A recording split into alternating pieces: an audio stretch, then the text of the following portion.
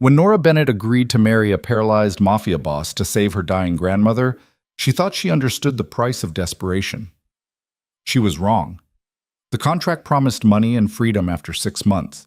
What it delivered was a mansion filled with armed men who despised her, a husband whose rage could shatter glass across a room, and enemies who saw her as the perfect weakness to exploit. But on their wedding day, when Dante Moretti forced his broken body to stand and claim her as his in front of a room full of wolves, everything changed. This is their story. If you're drawn to tales of dangerous love and second chances, stay with me until the end. Hit that like button and drop a comment telling me what city you're watching from.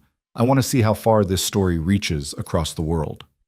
The fluorescent lights in County General's ICU waiting room had been humming the same monotonous note for 3 hours, and Nora Bennett had memorized every water stain on the ceiling tiles above her head. Her scrub still smelled like the breakfast shift at Morrison's Diner, burnt coffee and bacon grease, because she hadn't had time to change before the hospital called. Her phone sat dead in her lap. The charging cable she'd been meaning to replace for 2 weeks now, just another item on a list of things she couldn't afford. Ms. Bennett? Nora's head snapped up. Dr. Reeves stood in the doorway, his face carefully arranged in that expression doctors practiced, the one that said, "I'm about to ruin your life, but I'll do it gently." She stood too quickly, her legs unsteady after hours of sitting. "How is she?"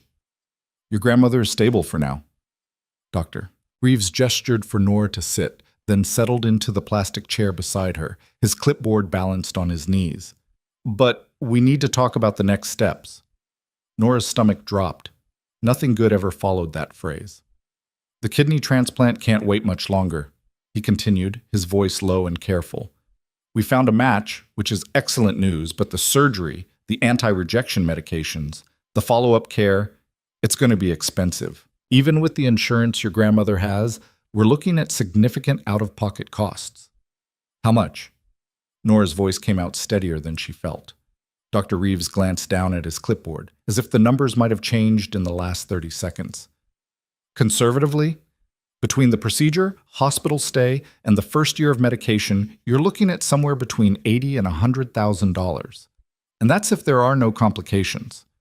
The number hit her like a physical blow. Nora made $11 an hour slinging plates at Morrison's, plus whatever tips the morning crowd felt generous enough to leave. She was in her second year of nursing school, which meant her schedule was a jigsaw puzzle of classes, clinical rotations, and work shifts that never quite covered rent and textbooks, let alone medical emergencies. Her savings account held $432. She'd checked that morning. "I don't have that kind of money," she said quietly. "I understand." Dr. Reeves' expression softened with genuine sympathy. "We can work with you on a payment plan, and there are programs that might help. But Nora, you need to understand, the transplant has to happen within the next 8 weeks, or we lose the donor match. After that, who knows when another kidney becomes available? Your grandmother doesn't have unlimited time." 8 weeks. Nora's mind raced through impossible calculations. Even if she picked up every extra shift Morrison's would give her, even if she dropped out of school and worked 3 jobs, there was no mathematical reality in which she could earn that much money in 2 months. "What happens if we can't pay?" she asked, though she already knew the answer. Dr. Reeves hesitated, then met her eyes directly. "Then we wait, and hope another match comes through. But Nora, your grandmother's kidney function is deteriorating. Every week we delay increases the risk of complications. I won't lie to you, without this transplant soon, the prognosis isn't good." After he left, Nora sat alone in that waiting room for another hour, staring at her dead phone and feeling the weight of helplessness settle into her bones. Her grandmother, the woman who had raised her after Nora's parents died in a car accident when she was 7, who had worked double shifts at the garment factory to keep food on the table, who had never once made Nora feel like a burden, was dying. And Nora couldn't save her. The cruelty of it was staggering. All the studying, all the sleepless nights, all the careful budgeting and sacrifice, and none of it mattered because she didn't have enough zeros in her bank account. She was halfway to the bus stop when her phone vibrated with a text from her roommate, Jenna. "Some guy came by looking for you. Left a card. Says it's urgent." Nora frowned at the message. She wasn't expecting anyone, and the word urgent sent a small spike of anxiety through her already frayed nerves. Debt collectors didn't usually make house calls, But stranger things had happened. The apartment she shared with Jenna was a fourth-floor walk-up in a building that had been recently renovated, according to the listing, which meant the landlord had slapped a coat of beige paint over the water damage and called it good. Nora climbed the stairs slowly, exhaustion settling into her muscles like wet sand.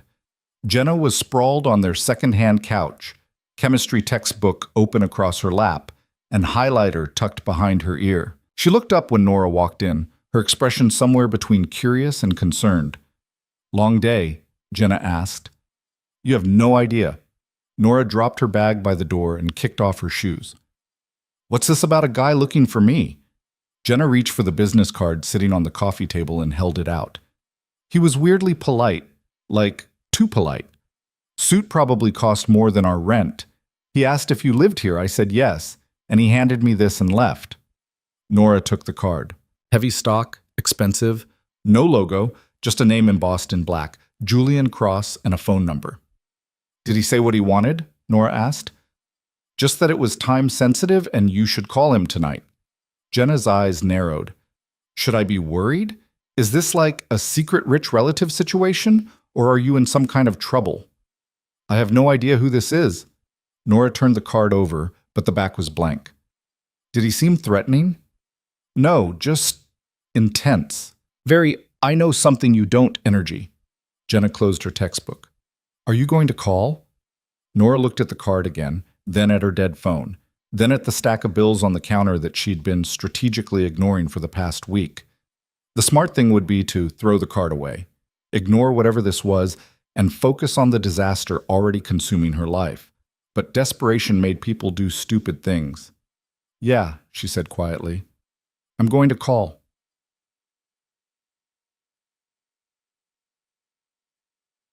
Julian Cross answers on the second ring, his voice smooth and cultured, the kind of voice that belonged to someone who had never worried about money in his entire life. "Ms. Bennett, thank you for calling. I assume you're wondering why I reached out." Nora sat on the edge of her bed, phone pressed to her ear, every instinct screaming that this was a mistake. That would be a good place to start. "I represent someone who has a rather unusual proposition for you, one that could solve a very pressing problem you're currently facing." Nora's blood went cold. "How do you know about my grandmother?" "I make it my business to know things, Miss Bennett. It's what I'm paid to do." There was no malice in his tone, just simple fact. "Your grandmother needs a transplant. You need money. My client can provide that money in exchange for a service." "What kind of service?" Nora's voice came out harder than she intended. "A legal marriage contract, 6 months, after which you'll receive a substantial payment and be free to walk away. Your grandmother's medical expenses will be covered in full immediately. All you have to do is say yes." Nora almost hung up. Almost. But the number, $80,000 to $100,000, echoed in her head like a drumbeat. "Who's your client?" she asked. "I'd prefer to discuss the details in person. Are you available tomorrow evening? I can send a car." "I work tomorrow evening. Then I'll make it worth your while to call in sick." Julian's voice remained perfectly pleasant, as if they were discussing dinner plans rather than something that sounded increasingly like a crime. 7 o'clock. The car will pick you up at your address. Wear something nice but not too formal. You're meeting a businessman, not attending a gala." "I haven't agreed to anything," Nora said sharply. "Not yet," Julian replied. "But you will. Because you're desperate, and I'm offering you the only way out. 7 o'clock, Ms. Bennett. Don't be late." He hung up before she could respond. Nora sat in the dark of her bedroom, phone still pressed to her ear, listening to dead air. Every rational part of her brain screamed that this was insane, that legitimate job offers didn't come from mysterious strangers with expensive business cards and vague propositions. This was how people ended up trafficked, or worse, but rationality was a luxury she couldn't afford anymore. The car that arrived at 7 o'clock the next evening was a black Mercedes with windows tinted so dark Nora couldn't see inside. The driver, a broad-shouldered man in a dark suit who introduced himself only as Mr. Chen, opened the rear door without a word and waited. Nora had agonized over what to wear, finally settling on the one dress she owned that didn't look like it came from a clearance rack, a simple navy sheath she'd bought for her grandmother's 75th birthday dinner. She'd curled her hair, put on the minimal makeup she owned, and tried to look like someone who belonged in the back of a Mercedes. She failed spectacularly. The interior of the car smelled like leather and expensive cologne. Mr. Chen drove in silence, navigating through the city with the practiced efficiency of someone who knew these streets intimately. Nora watched the neighborhoods change through the window, her cramped, graffiti-tagged corner of the city giving way to tree-lined streets and buildings that actually had doormen. They pulled up to a restaurant Nora had walked past 100 times but never imagined entering. The kind of place where the menu didn't list prices because if you had to ask, you couldn't afford it. Julian Cross was waiting at a corner table, his suit as impeccable as Jenna had described. He stood when Nora approached, extending a hand. "Miss Bennett, thank you for coming." His handshake was firm, professional. He gestured for her to sit, and a waiter appeared instantly with water and a wine list. "I don't drink," Nora said quickly. "Water is fine." Julian dismissed the waiter with a subtle nod, then turned his full attention to Nora. "I'll get straight to the point because I suspect you don't have patience for small talk, and frankly, neither do I. My client is a businessman who finds himself in a complicated situation. Due to certain contractual obligations related to his family's holdings, he must be legally married by a specific date or risk losing control of a substantial empire. He needs a wife, you need money. It's a simple exchange." "Nothing about this sounds simple," Nora said flatly. Julian smiled, the expression not quite reaching his eyes. "Fair. Let me be more specific. The marriage would be entirely legal, but completely private. You would live in my client's home for 6 months, maintain the appearance of a legitimate marriage, and at the end of that period, you would receive $200,000. Your grandmother's medical expenses would be paid in full, and you would sign a non-disclosure agreement that ensures you never speak about the arrangement. $200,000. The number was so absurd that Nora almost laughed. "And what does your client get out of this besides a fake wife?" she asked.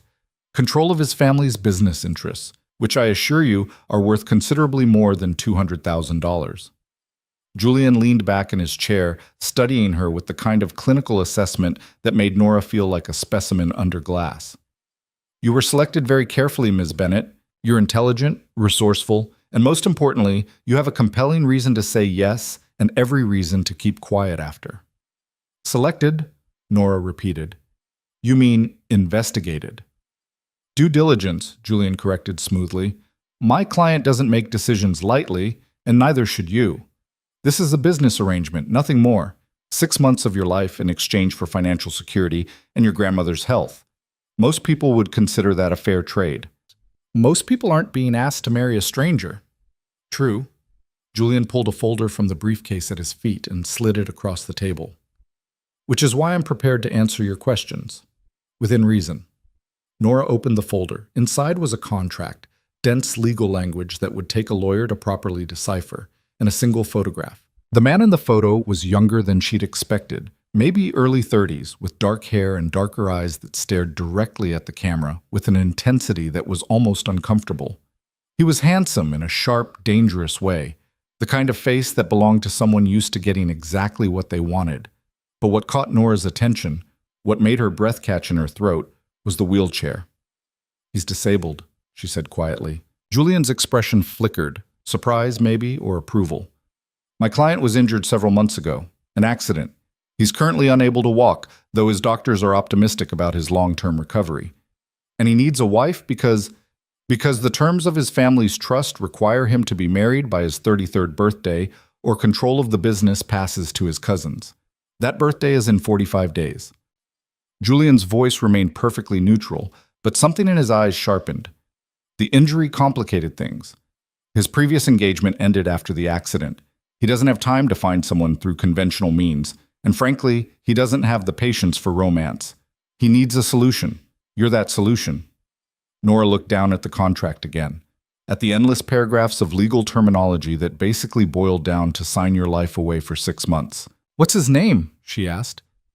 Julian hesitated, then leaned forward. "Dante Moretti." The name meant nothing to Nora, but the way Julian said it, with a kind of weighted significance, suggested it should. "Should I know who that is?" "No," Julian said slowly, "and that's precisely why you're perfect. Dante operates in circles that don't intersect with yours. You have no connections to his world, no history, no complications. You're a blank slate. After 6 months, you walk away, and neither of you ever crosses paths again. It sounded too easy. Nothing in Nora's life had ever been easy. "What's the catch?" she asked. Julian smiled again, and this time it was almost genuine. "The catch, Ms. Bennett, is that Dante Moretti is not an easy man. He's demanding, controlling, and his temper is legendary. The injury has made him worse. You would be living in his home, subject to his rules, and expected to play the role of devoted wife whenever required. It won't be comfortable and it won't be pleasant, but it will be temporary. And if I say no, then you go back to your life, your grandmother stays on the transplant waiting list, and we find someone else." Julian's voice softened slightly. "But we both know you're not going to say no. Not when the alternative is watching someone you love die because you couldn't save them." The words hit like a slap, precisely because they were true. Nora closed the folder, her hands trembling slightly. "I need time to think." "You have 24 hours, Julian said. "After that, the offer expires and we move on to our second choice. My card has my direct number. Call me with your decision." Nora didn't sleep that night. She lay in bed staring at the ceiling, the contract and photograph spread across her desk like evidence of a crime she hadn't yet committed. Every logical argument against this insane plan ran through her head on an endless loop. She didn't know these people. She had no guarantee they'd actually pay. She could be walking into a trap. This could be illegal, dangerous, or worse. But underneath all the logic was a simpler, more brutal truth. Her grandmother was dying and Nora couldn't save her. Not with diner tips and prayer, not with student loans and hope. The only way to save her was to do something desperate.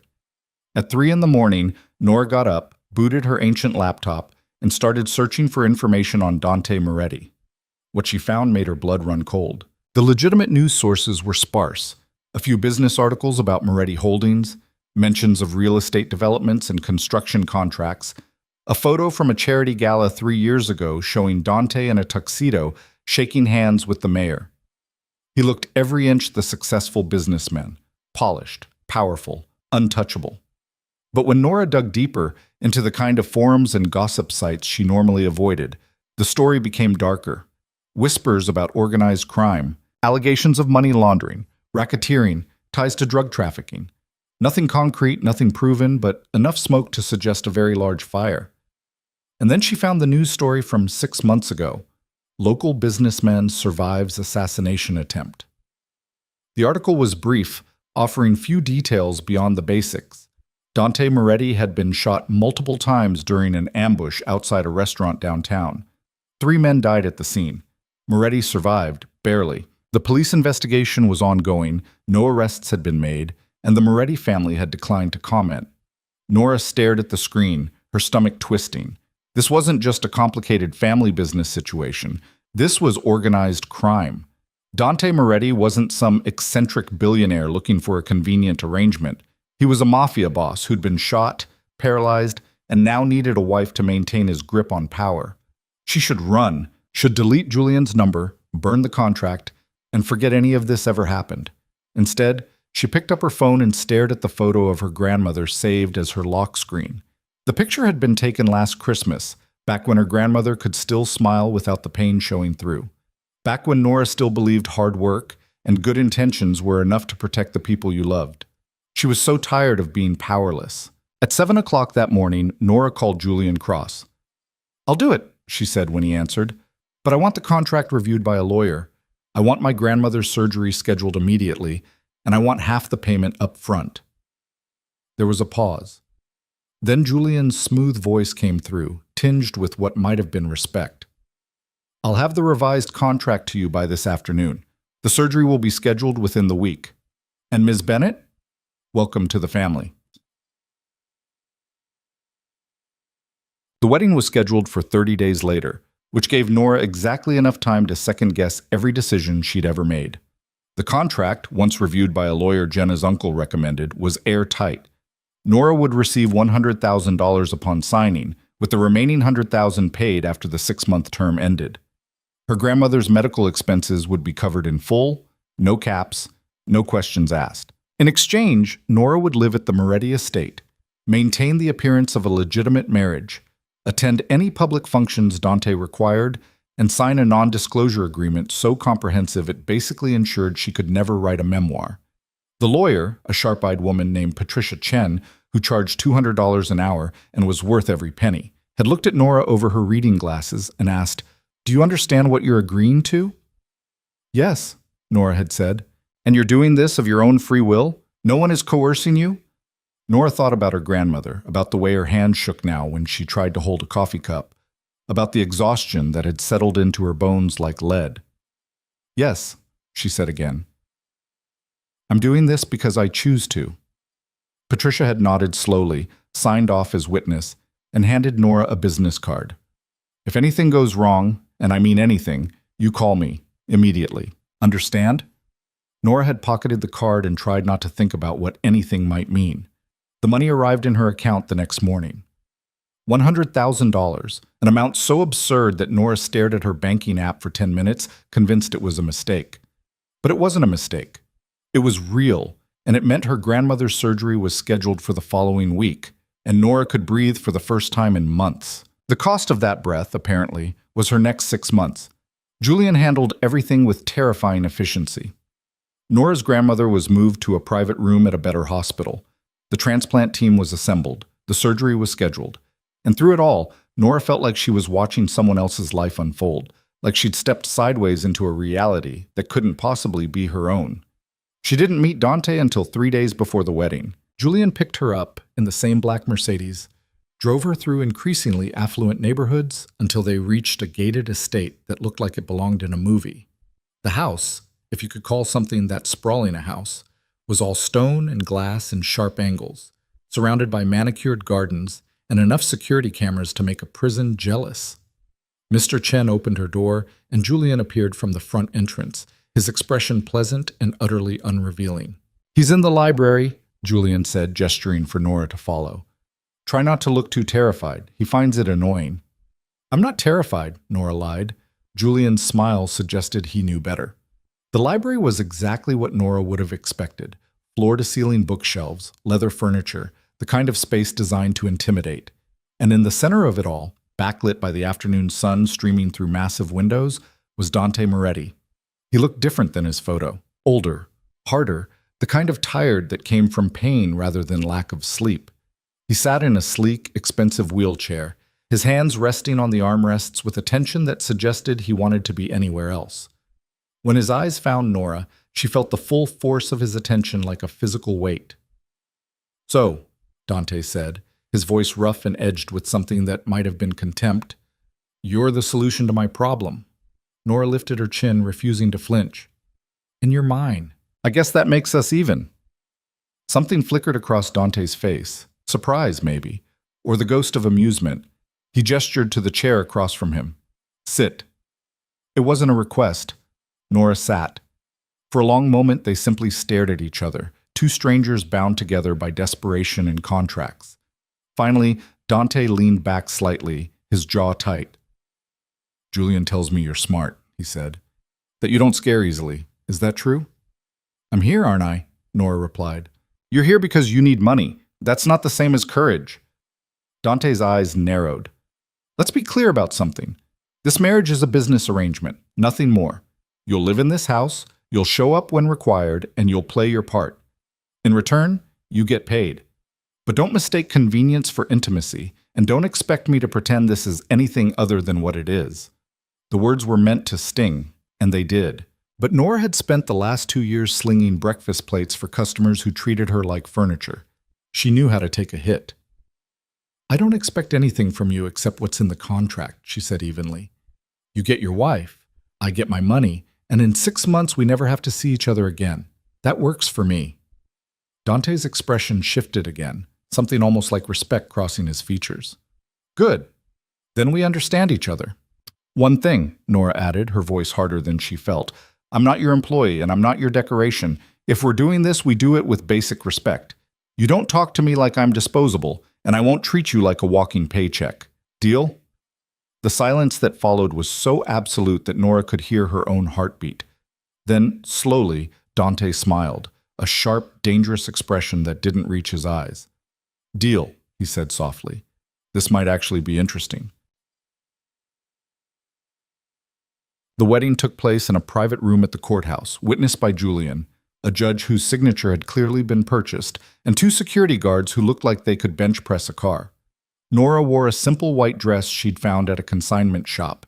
Nothing fancy, because this wasn't that kind of wedding. Dante wore a black suit, his wheelchair positioned beside her at the front of the room, his face carved from stone. The ceremony lasted 7 minutes. When the judge asked if Dante took Nora to be his lawfully wedded wife, he said, "I do," in a voice completely devoid of emotion. When Nora was asked the same question, she looked at Dante, at this stranger she was legally binding herself to, and thought about her grandmother, recovering in a hospital bed because Nora had been desperate enough to make this devil's bargain. "I do," she said. The judge pronounced them married. No one clapped. Julian handed Nora a ring, a platinum band with a diamond so large it looked obscene, and she slid it onto her finger, feeling the weight of it like shackles. Then it was done. Nora was Mrs. Dante Moretti, and the next 6 months of her life belonged to a man who looked at her like she was a problem he hadn't quite figured out how to solve. As they left the courthouse, Dante's hand suddenly shot out, catching her wrist. She stopped, startled, and he looked up at her from his wheelchair, his expression unreadable. "Don't make me regret this," he said quietly. Nora met his eyes, seeing the warning there, the threat beneath the words. "Same to you," she replied, and pulled her wrist free. As Mr. Chen loaded Dante's wheelchair into the car, and Julian held the door open for Nora. She caught her reflection in the tinted window. A girl in a white dress with a stranger's ring on her finger, and no idea what she'd just signed up for. The car pulled away from the courthouse, carrying Nora toward a mansion, a marriage, and a man whose world was about to collide with hers in ways neither of them could have predicted. Behind them, the city disappeared into the distance, and ahead, the Moretti estate waited like a beautiful, terrible prison. Nora's new life had begun, and there was no going back. The Moretti estate revealed itself in layers, each one more intimidating than the last.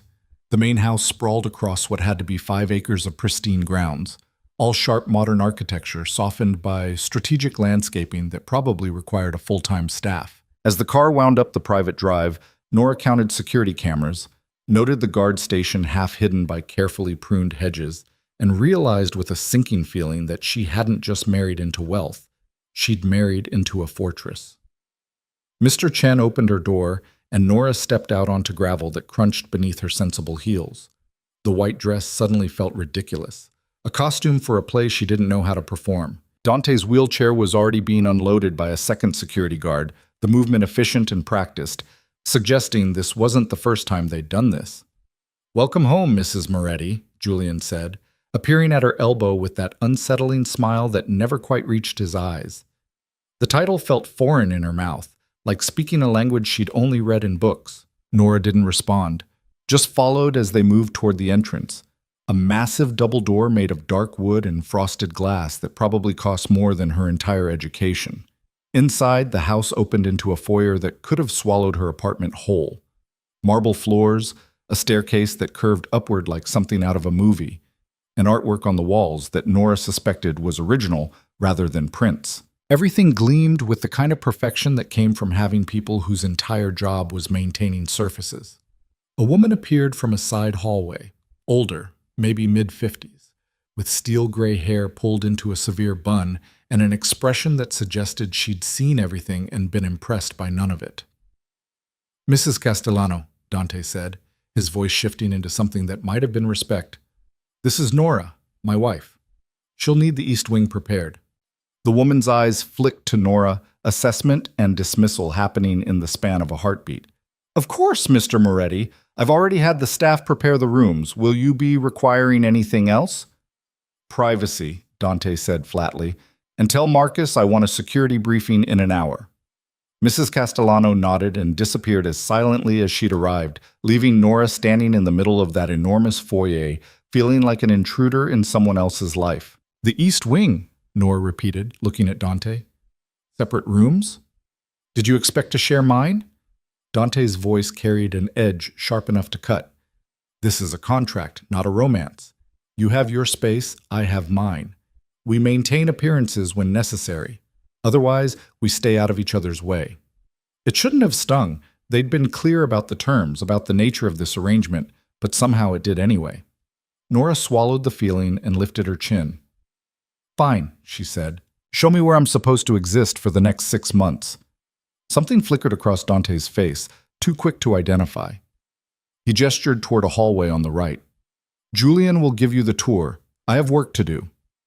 He moved his wheelchair with practiced efficiency, disappearing through a doorway that led deeper into the house, leaving Nora alone with Julian and the growing realization that she'd just signed up for the loneliest 6 months of her life. Julian's tour was thorough and impersonal, narrating the house like a real estate agent showing a property rather than introducing someone to their new home. The east wing consisted of a bedroom suite larger than Nora's entire apartment, complete with a sitting area, walk-in closet, and bathroom that looked like something from a luxury hotel. The furniture was modern and expensive, all clean lines and neutral tones, beautiful in the way things were beautiful when they'd never been lived in. "Your belongings will be moved here tomorrow," Julian said, standing in the doorway while Nora tried to process the sheer size of the space. "Mrs. Castellano manages the household staff. If you need anything, ask her. Meals are served at 7, 1, and 7, breakfast, lunch, and dinner. If you prefer to eat in your room, just let the kitchen know." "And Dante?" Nora asked. "Where is he?" "Mr. Moretti's rooms are in the west wing. The library, his office, and the physical therapy room are on the first floor. He keeps his own schedule." Julian paused, his expression carefully neutral. "A word of advice, Mrs. Moretti. Don't take his moods personally. The injury changed him. He's not an easy man to be around right now." "I gathered that," Nora said dryly. Julian almost smiled. "You'll have a clothing allowance. Use it. There will be events, dinners, occasions where you'll need to look the part. Mrs. Castellano has a list of acceptable boutiques and a stylist on retainer." The absurdity of it hit Nora all at once. She was standing in a mansion, wearing a stranger's ring, being told she had a clothing allowance, and a stylist while her grandmother recovered from surgery in a hospital across town. The cognitive dissonance was staggering. "When can I see her?" Nora asked quietly. "My grandmother. When can I visit?" "Whenever you like," Julian replied. "You're not a prisoner here, Mrs. Moretti. You're free to come and go. Just let security know when you're leaving." Security. Right. Because nothing said freedom like armed guards tracking your movements. Julian left her alone after that, and Nora stood in the middle of her new bedroom, her temporary bedroom, she corrected herself, and tried to figure out how her life had spiraled so far from anything she'd imagined. The sun was setting beyond the floor-to-ceiling windows, painting the manicured grounds in shades of gold and amber. Somewhere in this massive house, Dante was doing whatever mafia bosses did when they weren't terrifying their contract wives. And Nora was alone, surrounded by luxury she'd never asked for, trapped in a bargain she couldn't escape. She pulled out her phone and called the hospital. Her grandmother answered on the third ring, her voice weak but warm. "Nora, sweetheart, I wasn't expecting to hear from you tonight." "How are you feeling?" Nora asked, sitting on the edge of the bed that probably cost more than a used car. "Better every day. The doctors say the transplant was a success. They're very pleased with how I'm recovering." Her grandmother's voice softened. "I still don't understand how you managed to pay for all this."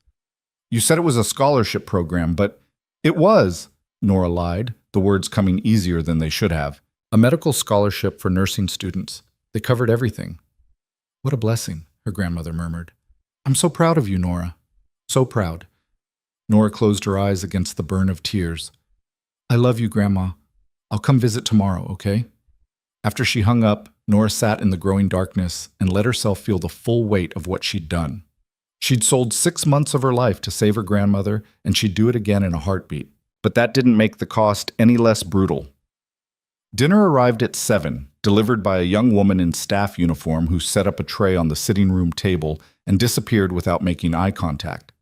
The food was restaurant quality, some kind of chicken dish with vegetables Nora couldn't identify, and a wine she didn't drink, and she ate alone, staring out the window at grounds she couldn't explore in the dark. She didn't see Dante again that night. The next morning, Nora woke to sunlight streaming through windows she'd forgotten to cover, and the disorienting realization that she was in a strange bed in a strange house, married to a strange man. For a moment, she considered the possibility that the last 24 hours had been some kind of stress-induced fever dream. Then she saw the ring on her finger, and reality settled back into place with crushing finality. Mrs. Castellano appeared at 9 with a brisk knock and an expression that suggested patience was not her strong suit. "Mr. Moretti requests your presence in the physical therapy room," she said, her tone making it clear this was not actually a request. "He's on the first floor west side. I'll show you."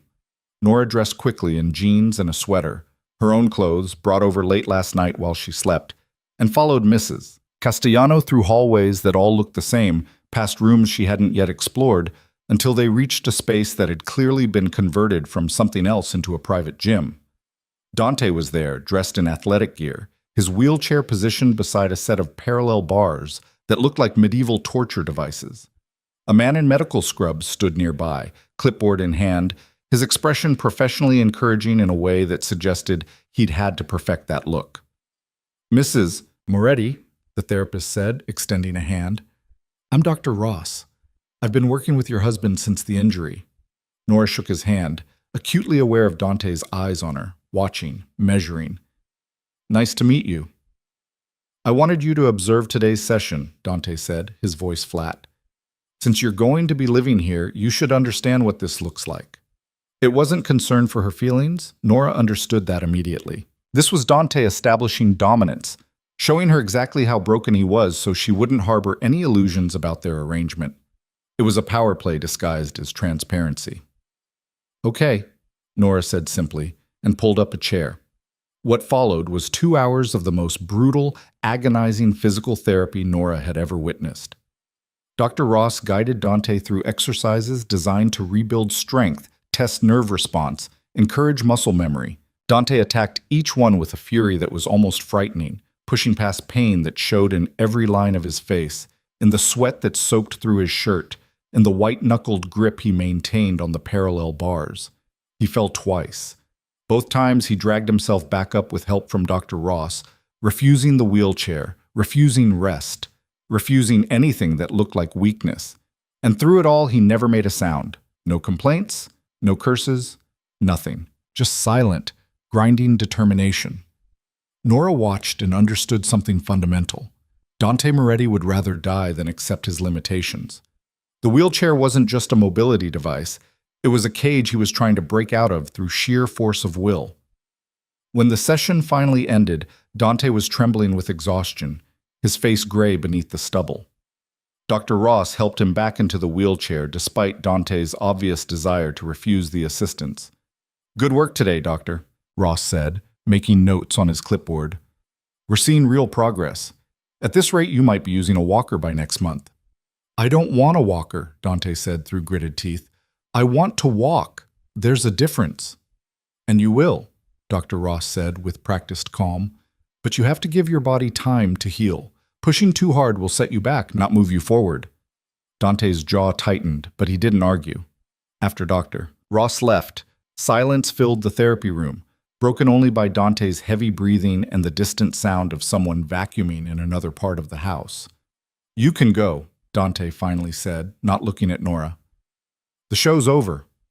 Nora stood, but didn't leave immediately. "How long have you been doing this? The therapy?" 4 months.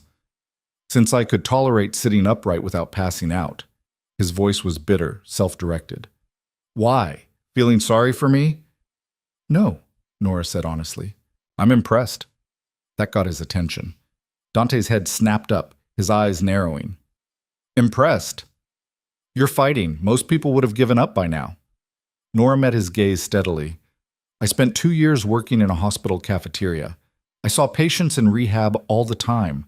Most of them did the bare minimum and complained the whole time. You're doing everything Dr. Ross asks, and then some. So yeah, I'm impressed." For a long moment, Dante just stared at her, something unreadable moving behind his eyes.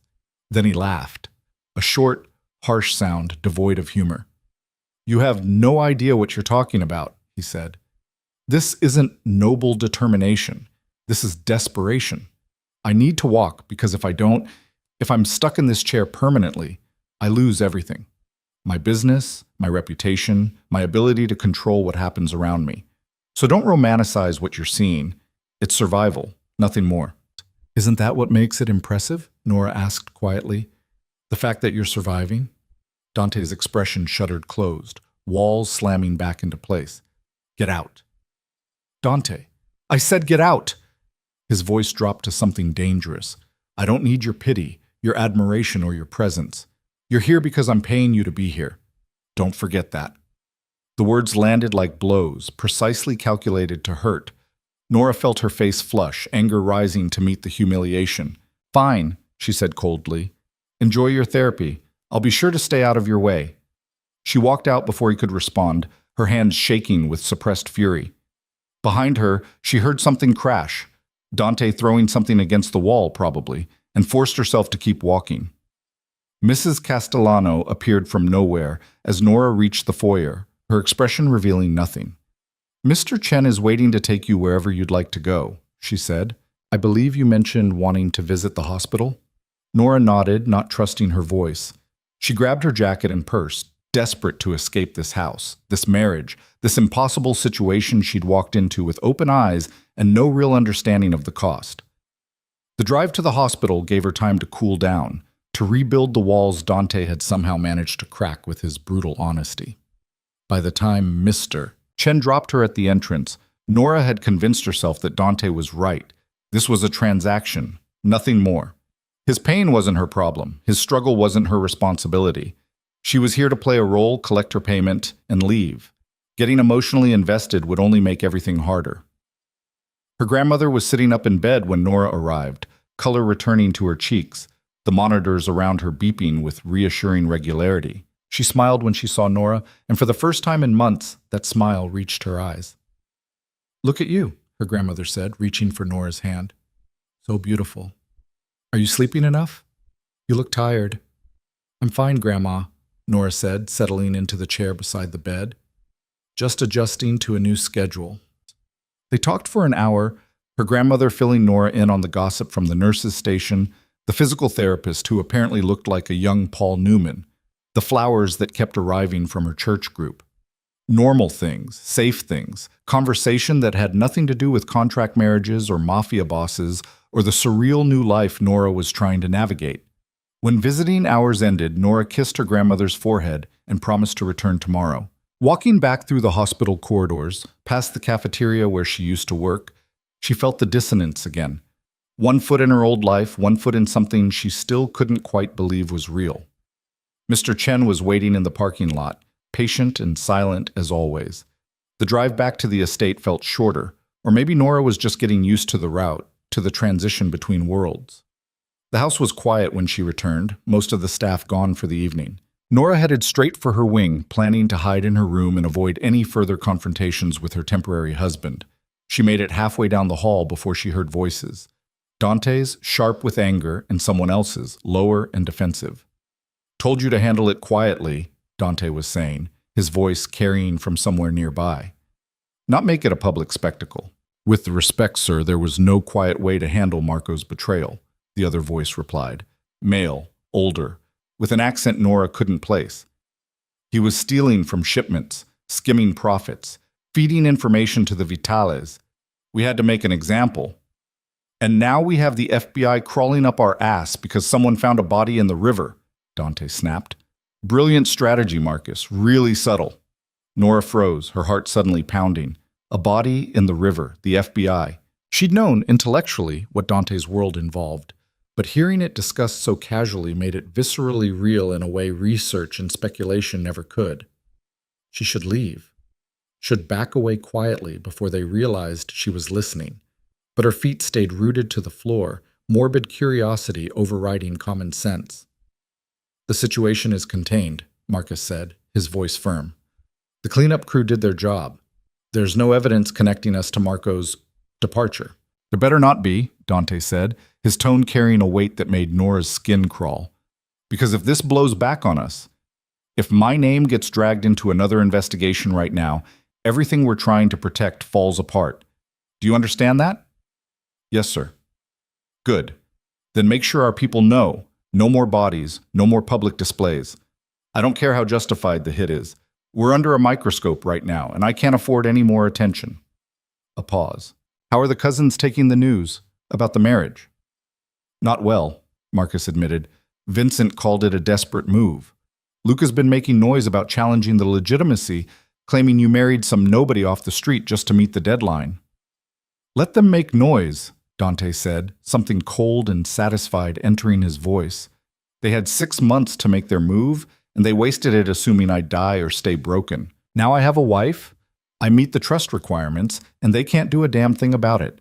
Tell Vincent and Luca they're welcome to attend the reception if they want to congratulate me in person. Marcus chuckled, the sound devoid of warmth. That should be entertaining. It will be, Dante agreed. Now get out. I have calls to make.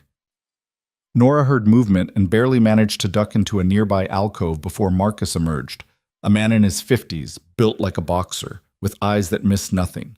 He walked past without seeing her, and Nora waited until his footsteps faded before letting out the breath she'd been holding. She should have known better than to think Dante's world was something she could observe from a safe distance. This wasn't a business arrangement with clean lines and legal protections. This was organized crime, violence, people disappearing into rivers because they'd crossed the wrong man, and she'd married into it. Nora made it back to her room and locked the door, her hands trembling. She pulled out her phone, stared at Patricia Chen's business card, and seriously considered calling the lawyer and asking if there was a way out of this contract that didn't involve breaking her grandmother's heart or ending up in a river herself. But she'd taken the money. The surgery was done. Her grandmother was recovering. There was no walking away now, not without consequences she couldn't afford. A soft knock on her door made Nora jump. She waited, barely breathing, until Julian's voice came through the wood. Mrs. Moretti, there's a package for you, from the stylist. May I leave it outside your door? Nora opened the door a crack. Julian stood there with several large shopping bags, his expression pleasant and unrevealing as always. The reception is in 3 days, he said, handing over the bags. Your gown is being altered, but these are some basics to get you started. Mrs. Castellano will go over the guest list with you tomorrow. Reception? Nora repeated blankly. The wedding reception, Julian clarified. Didn't Mr. Moretti mention it? It's standard. The ceremony was private, but the family expects a formal celebration. It's how these things are done. Of course, because nothing about this arrangement could be simple. How many people? Nora asked, already dreading the answer. 200 guests, give or take. Family, business associates, key allies. Think of it as your introduction to Dante's world. Julian's smile was almost sympathetic. Don't worry, you'll have plenty of coaching beforehand. Just smile, look devoted, and let Dante handle the politics. After he left, Nora opened the bags to find designer clothes with price tags that made her nauseated. Dresses, shoes, accessories, all in her size, all perfectly chosen for someone playing the role of mafia wife. She hung everything in the closet and tried not to think about the fact that she was being dressed like a doll for a performance she had no idea how to give. Sleep didn't come easily that night. Nora lay in the enormous bed, staring at the ceiling, listening to the unfamiliar sounds of the house settling around her. Somewhere in the West Wing, Dante was probably awake too, planning strategy, making calls, running an empire from a wheelchair because he refused to let his injury be the thing that destroyed him. She didn't want to admire him for that. Didn't want to feel anything but professional detachment toward a man who'd made it clear she was just a convenient solution to an inconvenient problem. But somewhere between the physical therapy session and the conversation about bodies and rivers, Nora had started to see Dante Moretti as something more complicated than the cold criminal kingpin she'd expected.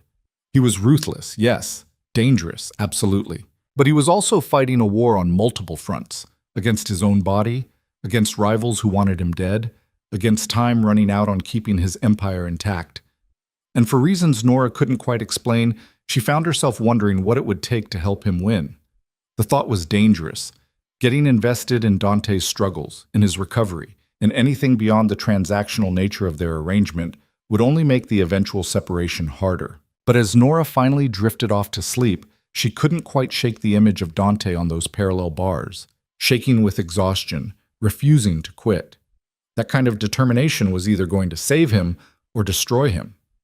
And Nora was starting to suspect she'd be there to witness whichever ending came first. The 3 days before the reception passed in a blur of preparation that felt more like combat training than wedding planning. Mrs. Castellano appeared at Nora's door each morning with schedules, lists, and expectations delivered in clipped sentences that left no room for negotiation. There were fittings for the gown, a stunning ivory creation that probably cost more than Nora's entire nursing school tuition, lessons on which fork to use at formal dinners, briefings on key family members and their various allegiances, and endless coaching on how to stand, smile, and play the role of devoted wife to a man she'd barely spoken to since their argument in the therapy room. Dante himself remained conspicuously absent from these preparations. Nora caught glimpses of him occasionally, being wheeled toward his office by Marcus, emerging from the therapy room with Dr. Ross, taking calls in the library with the door half open, but he never acknowledged her presence, and she didn't push for conversation. The distance suited them both, or at least that's what Nora told herself. On the second day, Julian summoned her to his office, a sleek space on the second floor that overlooked the gardens. He gestured for her to sit, then slid a thick folder across the desk. "The guest list," he explained. "I need you to familiarize yourself with the major players. Names, faces, relationships. You don't need to memorize everyone, but the key figures are marked with red tabs."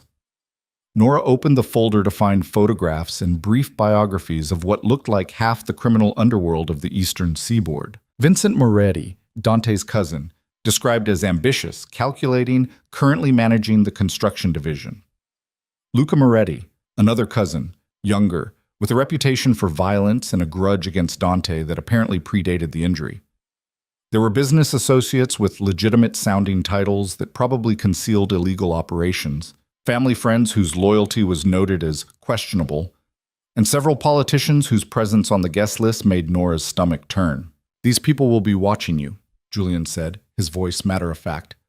"Looking for weakness, for cracks in the story, for any sign that this marriage isn't legitimate. Your job is to give them nothing. You're in love with your husband. You chose this life. You belong here. Can you do that?" Nora looked up from a photo of Vincent Moretti, handsome in a polished, predatory way that reminded her uncomfortably of a younger version of Dante. "Do I have a choice?" "Not really," Julian said with a slight smile. "But I found that asking helps people feel empowered." "How thoughtful of you." "I try." Julian leaned back in his chair, studying her with that clinical assessment that made Nora feel like a specimen being evaluated for quality. "You're doing better than I expected, you know. Most people would have run screaming by now, or at least cried." "I'm saving that for after I get paid," Nora said dryly. Julian's smile widened into something almost genuine. "You might actually survive this. Just remember, at the reception, you're not Nora Bennett, struggling nursing student. You're Mrs. Dante Moretti, and that means something in this world. Power, protection, fear. People will treat you differently because of whose name you carry. Don't let it go to your head, but don't be afraid to use it either." The thought of wielding power by association felt absurd, but Nora nodded anyway. She spent the rest of the afternoon memorizing faces and names, building a mental map of Dante's world that was equal parts fascinating and terrifying. That evening, she found Dante in the library, his wheelchair positioned by the window, a glass of something amber-colored in his hand. He didn't turn when she entered, but his shoulders tensed slightly, acknowledging her presence. "Julian says I need to know the story," Nora said, staying near the doorway. "How we met. How this happened. People are going to ask, and we need our answers to match." Dante took a slow sip of his drink before responding. "We met at a charity gala 6 months ago. You were volunteering, I was attending. We talked, exchanged numbers, started seeing each other quietly. After my injury, you stood by me when most people would have run. That devotion convinced me you were someone I could trust, someone I wanted to build a life with. We married quickly because I don't believe in wasting time, and neither do you. Simple, believable, hard to disprove." The story was smooth, well-constructed, probably crafted by Julian with input from whatever team Dante employed to manage his public image. It almost sounded real, which Nora supposed was the point. "What if someone asks about my family? My background?" Nora moved further into the room, drawn despite herself. "Your parents died when you were young. Your grandmother raised you. You're putting yourself through nursing school because you believe in helping people. All true, which makes it easier to remember." Dante finally turned to look at her, his expression unreadable in the low light. You're not ashamed of where you come from, but you're also not naive enough to broadcast details that could be used against you. If people push, you smile and redirect. You've watched me do it 100 times by now. Nora hadn't realized he'd noticed her watching him during his calls, his meetings with Marcus and Julian. She filed that observation away for later consideration. And us? She asked. How do we act around each other? Like we're in love, Dante said flatly. Like you're the reason I'm fighting to recover. Like I'd burn down the world for you if someone threatened you. Can you manage that? The question should have been insulting, but something in Dante's voice suggested he genuinely wasn't sure, as if the idea of someone caring enough to fake devotion convincingly was foreign to his experience. I can manage, Nora said quietly. Can you? Dante's jaw tightened.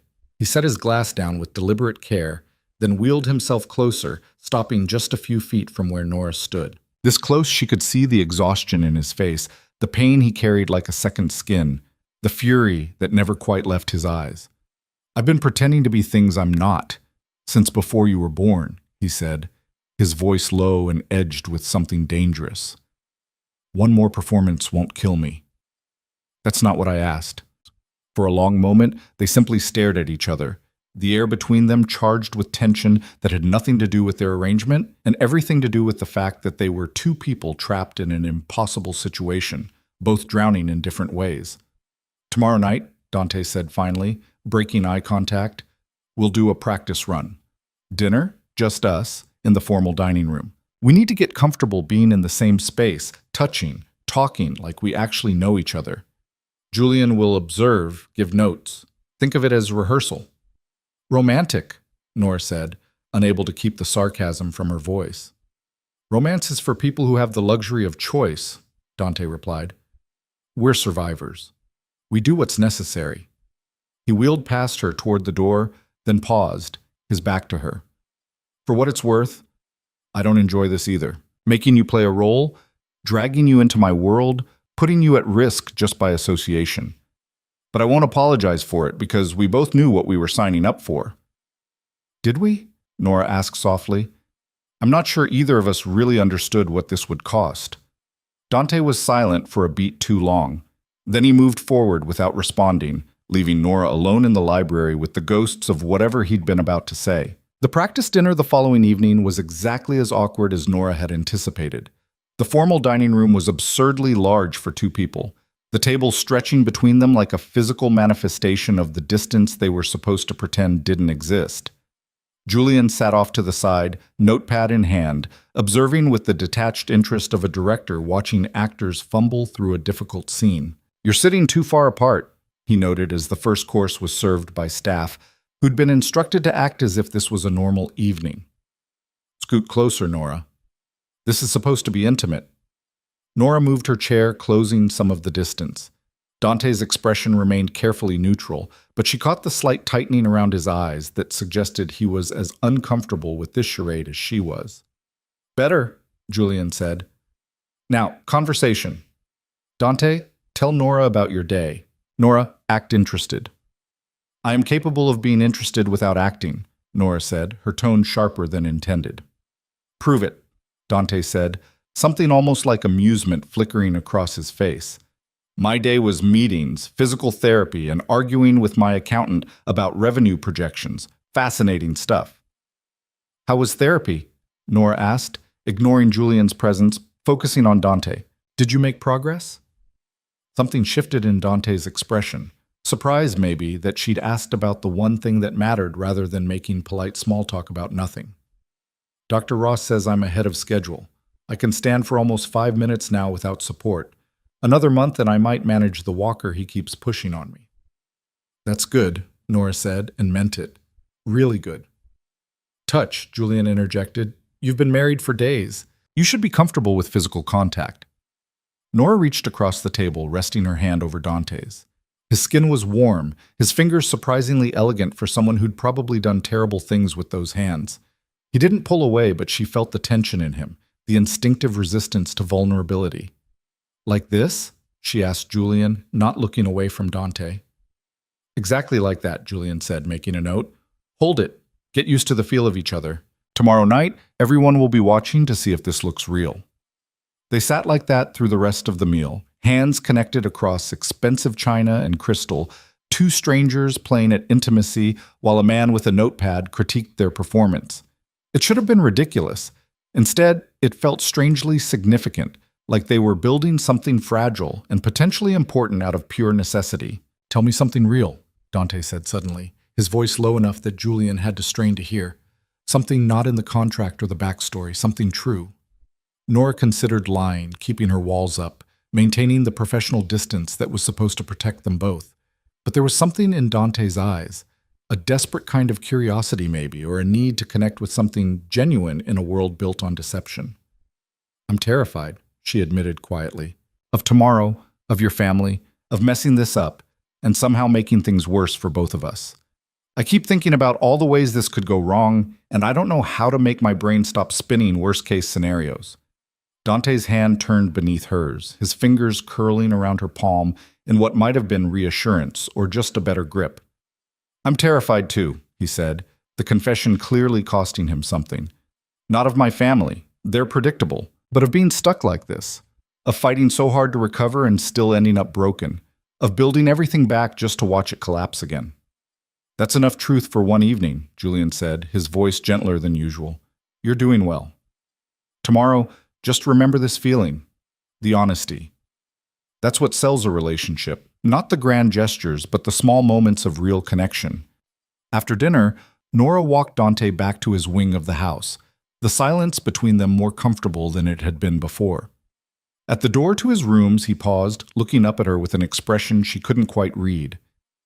"Thank you," he said abruptly, "for not treating this like a joke, for taking it seriously."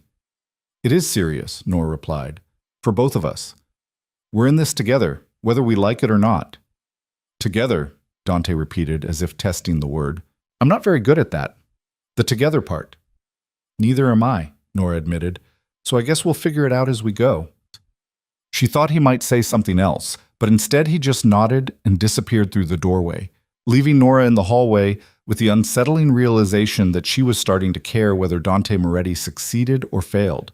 Not just because her payment depended on it, but because somewhere beneath the dangerous exterior was a man fighting desperately to reclaim his life. The morning of the reception arrived with perfect spring weather, as if even nature had been paid to cooperate.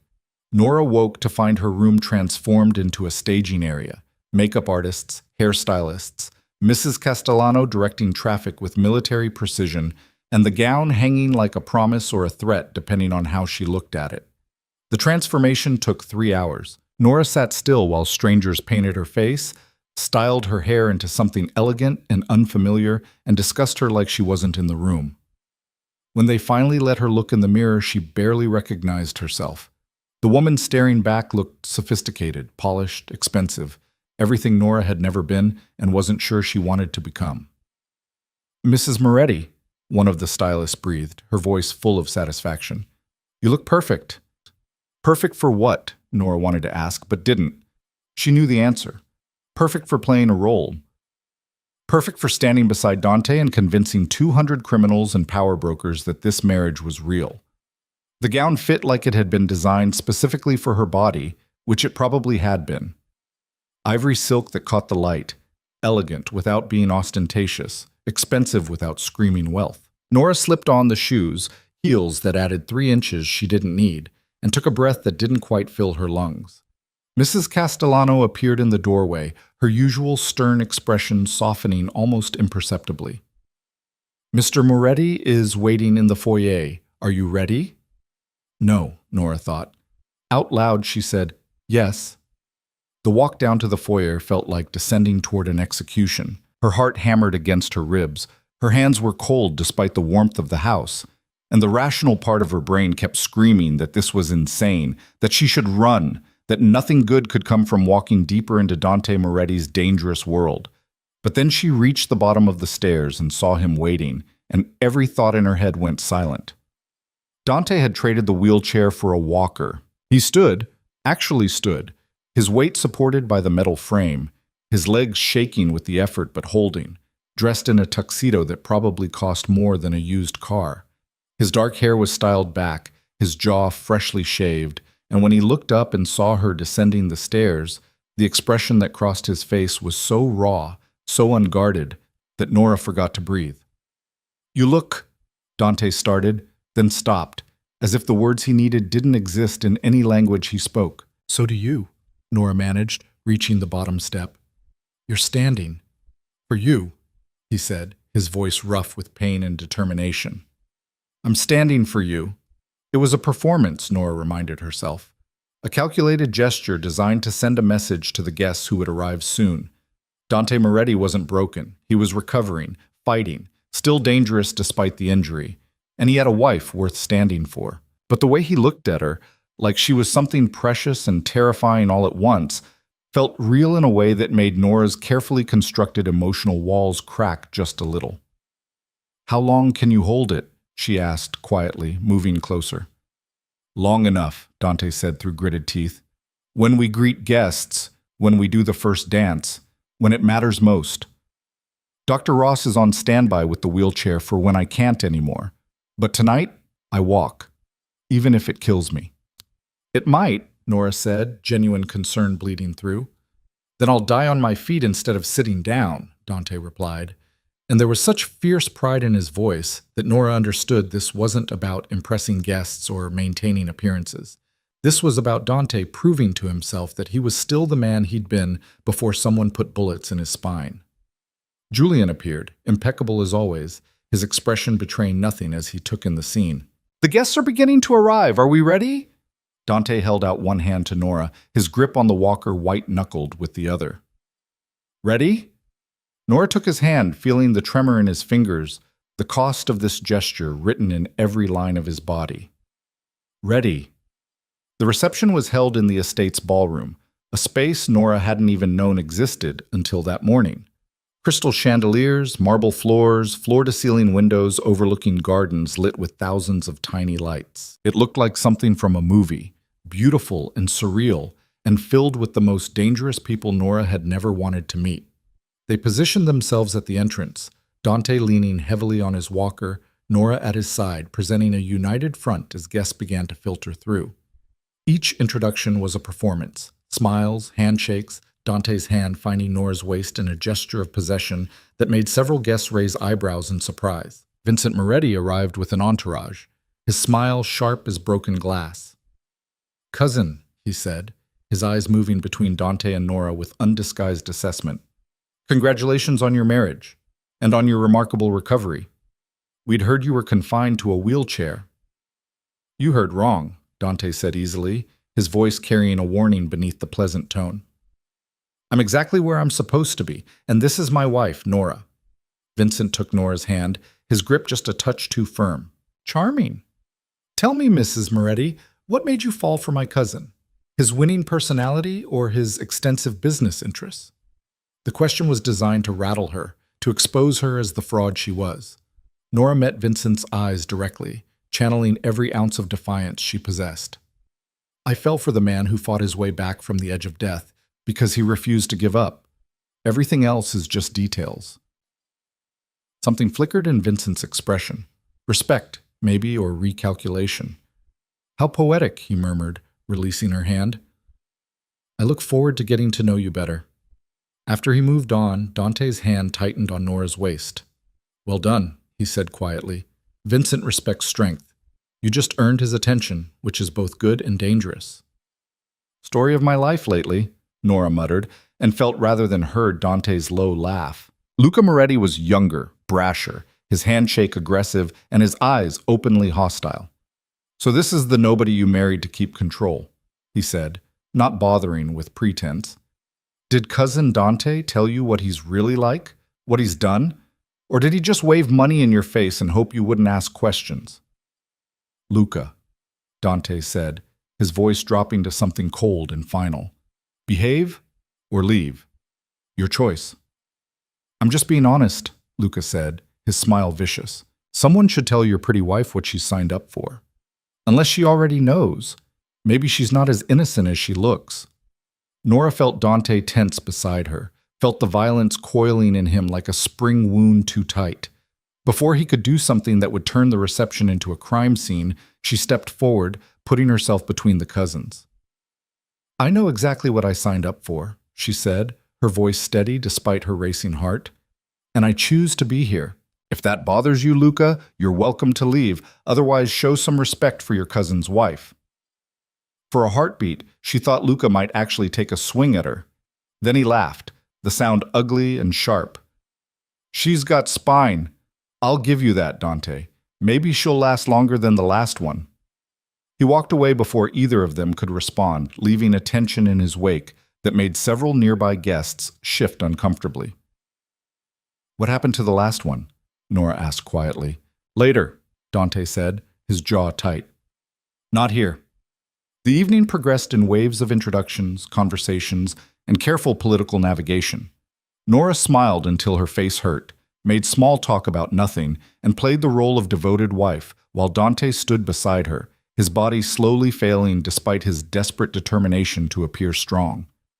By the time dinner was announced, Dante was gray with pain, his grip on the walker so tight Nora worried he might actually break the metal. She caught Dr. Ross's eye across the room, saw the physician's concerned expression, and made a decision.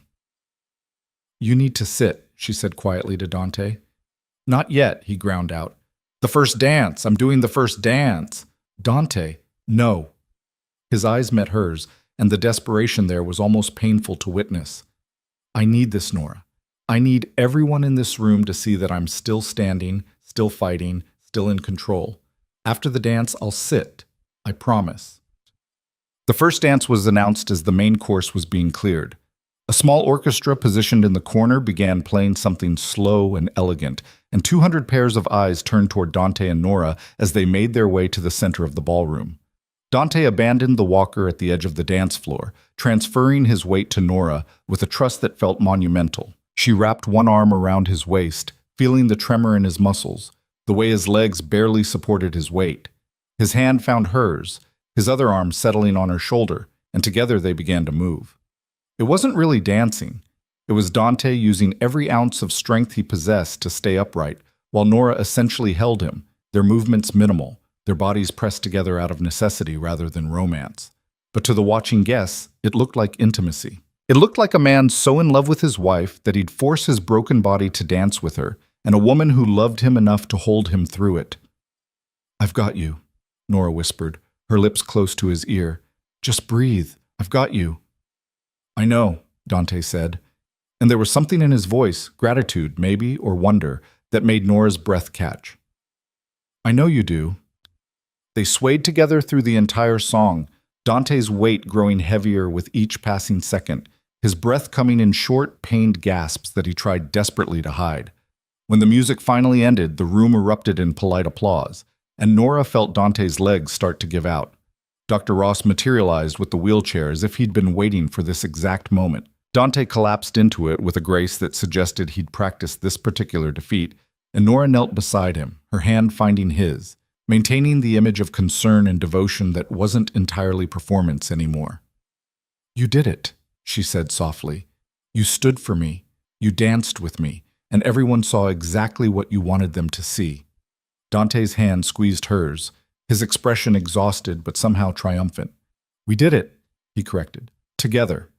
The rest of the reception passed in a blur. Nora stayed close to Dante, fielding questions, deflecting when necessary, and slowly beginning to understand the intricate web of alliances and enmities that made up his world. People treated her differently after the dance, with more respect, more curiosity, as if she'd proven herself worthy of the Moretti name by holding Dante upright through a 3-minute waltz. It was well past midnight when the last guests finally left. Nora's feet ached from the heels, her face hurt from smiling, and her head spun with names and faces and political calculations she was still trying to process. Dante looked like he might pass out at any moment, the toll of the evening written in every line of his body. "You should rest," Nora said as they made their way back toward the residential wing, the house finally quiet around them. "I should," Dante agreed, but made no move to leave. Instead, he wheeled himself to a stop, looking up at Nora with an expression she couldn't quite decipher. "Thank you. For tonight. For playing your part so well. For—" He hesitated, then continued. For not letting me fall. You wouldn't have fallen, Nora said, the truth of it settling in her bones. You're too stubborn. Maybe, Dante said. Or maybe I just had something worth staying upright for. The words hung between them, weighted with meaning neither of them was quite ready to examine. Before Nora could respond, Dante turned his wheelchair toward his wing of the house. "Good night, Mrs. Moretti," he said, his voice carrying the ghost of something that might have been affection. "Good night," Nora replied, watching him disappear into the shadows. She stood alone in the empty hallway, still wearing the ivory gown, still playing a role that was becoming harder to distinguish from reality. Somewhere between the practice dinner and the first dance, between Dante's desperate struggle to stand and the way he'd looked at her like she was the only real thing in his carefully constructed world, the lines had started to blur. This was supposed to be temporary. A transaction, 6 months and done. But as Nora finally made her way back to her own room, she couldn't shake the feeling that something had shifted tonight. That the performance had become something else entirely, something dangerous and complicated and potentially devastating. She'd married Dante Moretti to save her grandmother. But somewhere along the way, she'd started caring whether he saved himself. And that Nora realized as she finally slipped out of the expensive gown and into her own clothes was the most dangerous thing of all. The weeks following the reception settled into something that almost resembled normalcy. If normal included living in a mansion with armed security and being married to a man who ran a criminal empire from a wheelchair, Nora found herself falling into patterns she hadn't anticipated. Breakfast in the sunroom while Dante worked through emails on his tablet. Afternoons at the hospital with her grandmother followed by quiet dinners where she and Dante actually talked about things that mattered. Evenings spent reading in the library while he took calls that she'd learned not to listen too closely to. Her grandmother was thriving, the transplant a complete success, her color returning along with her energy. She asked fewer questions about the mysterious scholarship now, too focused on her recovery and planning what she'd do once she was released. Nora let her plan, let her dream, and swallowed the guilt that came with lying to the one person who'd never lied to her. But it was worth it. Every time Nora saw her grandmother smile without pain shadowing her eyes, every time she heard her laugh at something one of the nurses said, the guilt became easier to bear. This was why she'd agreed to the arrangement. This was what mattered. What she hadn't expected was how much the rest of it would start to matter too. Dante had been different since the reception. Not softer exactly. He was still demanding, still controlled every detail of his world with an iron fist, still capable of cold fury when things didn't go according to plan. But with Nora, something had shifted. He sought her out now, seemed to actually want her company rather than just tolerating her presence. They'd started having breakfast together deliberately instead of by accident, and their conversations had evolved beyond surface pleasantries into something that felt almost like friendship. Almost, because friendship didn't quite capture the tension that hummed between them whenever they were in the same room. The awareness that came with accidental touches, the way Dante's eyes tracked her movements when he thought she wasn't looking, the moments when Nora caught herself wondering what it would be like if their arrangement was real instead of purchased. It was dangerous territory, and Nora knew it, but knowing and caring enough to stop were two different things. She was in the library one afternoon, supposedly studying for her nursing classes, but actually staring out the window at the gardens when Dante wheeled himself in. He'd been using the wheelchair more lately, Dr. Ross having warned that pushing too hard would damage his recovery rather than accelerate it. Dante had fought the logic, but eventually conceded, though Nora could tell it cost him something every time he had to sit down instead of stand. "You're avoiding your textbooks," he observed, positioning himself near her chair. "I'm taking a mental break," Nora corrected. "There's a difference." "Is there?" Dante's tone was amused rather than critical. "What's the break for? Too much information about kidney function?" "Actually, yes." Nora closed the book, grateful for the interruption. "I can diagram the entire nephron in my sleep at this point. Any more, and I'll start seeing them when I blink." Dante smiled, a real smile, not the sharp, dangerous expression he wore for the rest of the world. "Come with me. I want to show you something." Nora followed him through the house to a part of the estate she hadn't explored yet, a converted greenhouse that had been transformed into something between a garden and a sanctuary. Glass walls let in afternoon light, illuminating plants Nora couldn't identify, and a small fountain in the center that filled the space with the gentle sound of running water. "I didn't know this was here," Nora said, genuinely surprised. Not many people do, Dante replied, wheeling himself along a path between raised garden beds. My mother designed this space. Before she died, she spent hours here, said it was the only place she could think clearly. After the funeral, my father locked it up, said it hurt too much to see it without her. I had it reopened after the injury, thought maybe I'd understand what she meant about clarity. It was the most personal thing Dante had shared since their marriage, and Nora handled it carefully, sensing the weight of what he was offering. Did you? Understand, I mean? Sometimes. Dante stopped near the fountain, his expression distant. When the pain gets bad, or the therapy feels impossible, or I catch myself wondering if I'll ever really recover, I come here. Sit with the quiet. Try to remember that my mother survived worse than this and still managed to find beauty in the world. What happened to her? Nora asked softly, sitting on the bench beside his wheelchair. Cancer, ovarian. By the time they caught it, there was nothing anyone could do. Dante's voice was carefully controlled, but Nora heard the old grief beneath it. She lasted 8 months, fought every single day. Near the end, when the pain was unbearable, she told me that strength wasn't about winning. It was about refusing to let the fight turn you into something you weren't. Said the real victory was staying human even when everything in you wanted to become a monster. Did you listen? Nora asked, already knowing the answer. Dante's laugh was bitter. No, I became exactly the monster she warned me not to be. Built an empire on fear and violence, made choices that would have broken her heart, convinced myself that power was the same thing as strength. And then someone put 3 bullets in my back, and I woke up paralyzed, finally understanding what she meant. That all my power, all my control, all the fear I'd cultivated, none of it mattered when I couldn't even stand up on my own. The vulnerability in his words made Nora's chest ache. She reached for his hand without thinking, her fingers curling around his. You're not a monster, Dante. You don't know what I've done, he said quietly, not pulling away from her touch. The people I've hurt, the orders I've given, the blood on my hands that won't ever wash clean. Maybe not, Nora agreed, but I know what you're doing now, fighting to recover, trying to hold your empire together without resorting to the violence you used to depend on, building something different. That counts for something. Dante looked at her then, really looked at her, and the intensity in his eyes made Nora's breath catch. Why are you really here, Nora? And don't say it's just about the money. I see how you look at me sometimes, like you're trying to solve a puzzle. What are you looking for?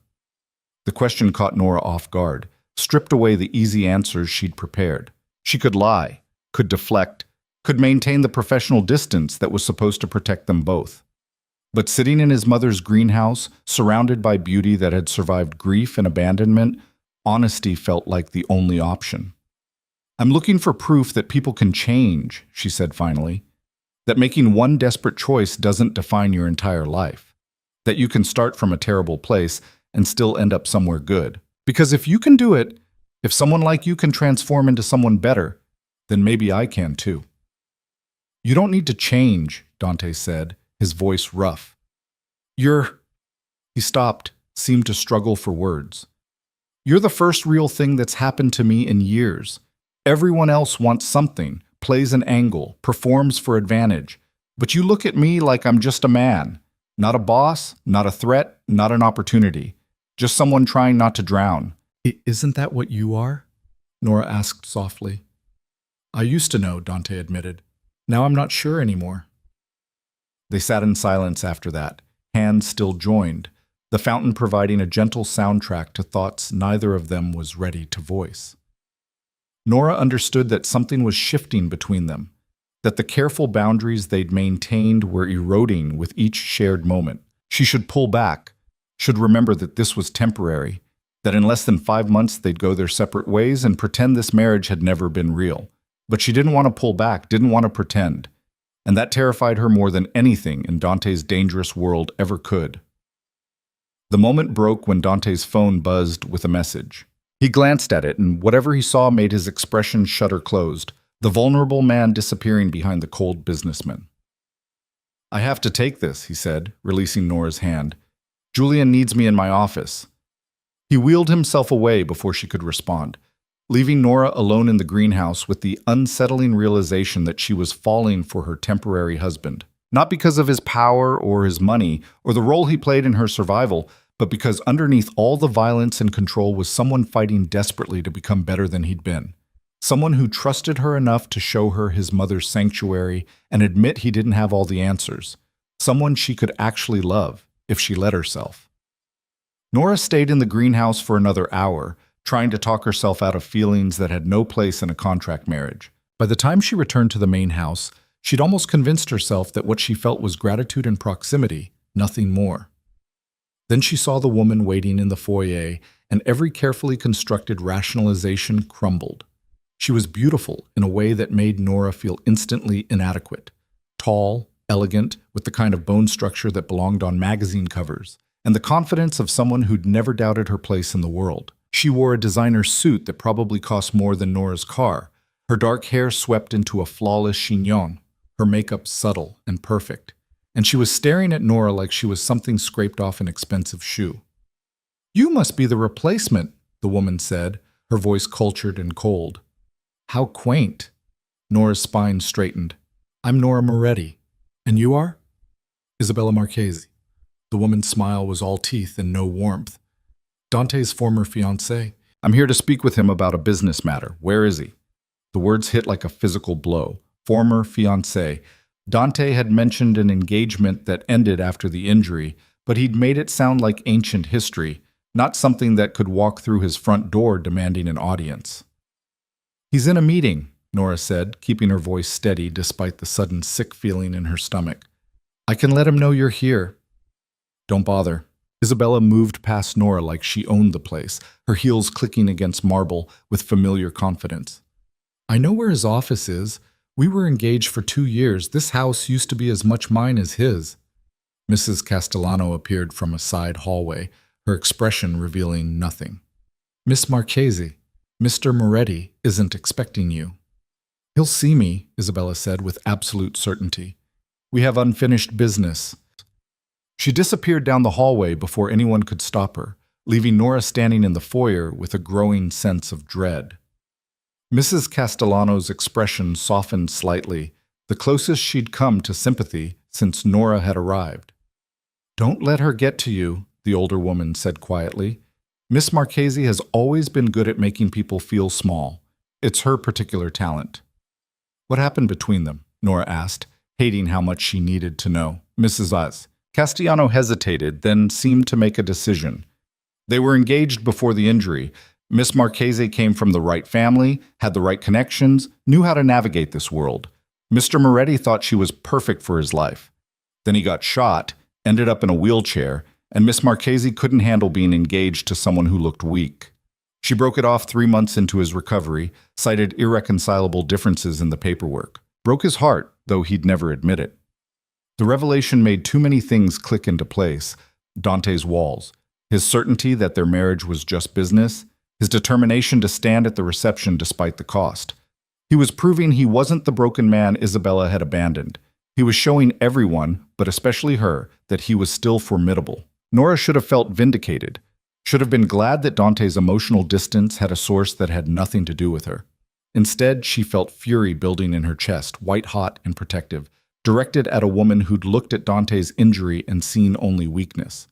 She was halfway to Dante's office before she realized she was moving, driven by something that felt a lot like possessiveness, and nothing like the professional detachment she was supposed to maintain. The door was partially open and voices carried into the hallway.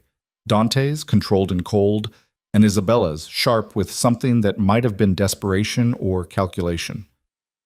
"Ridiculous, Dante. You married some nobody to meet the trust deadline? Do you have any idea how that looks?" "It looks like I'm in control of my life and my business," Dante replied, his voice dangerously calm. "Something you made very clear you wanted no part of when I was at my weakest." "I made a mistake." Isabella's voice shifted, took on a pleading quality that sounded calculated. "I was scared, overwhelmed by everything that happened. But I've had time to think, to realize what I gave up. We were good together, Dante. We could be again." "We were never good together," Dante said flatly. "We were convenient.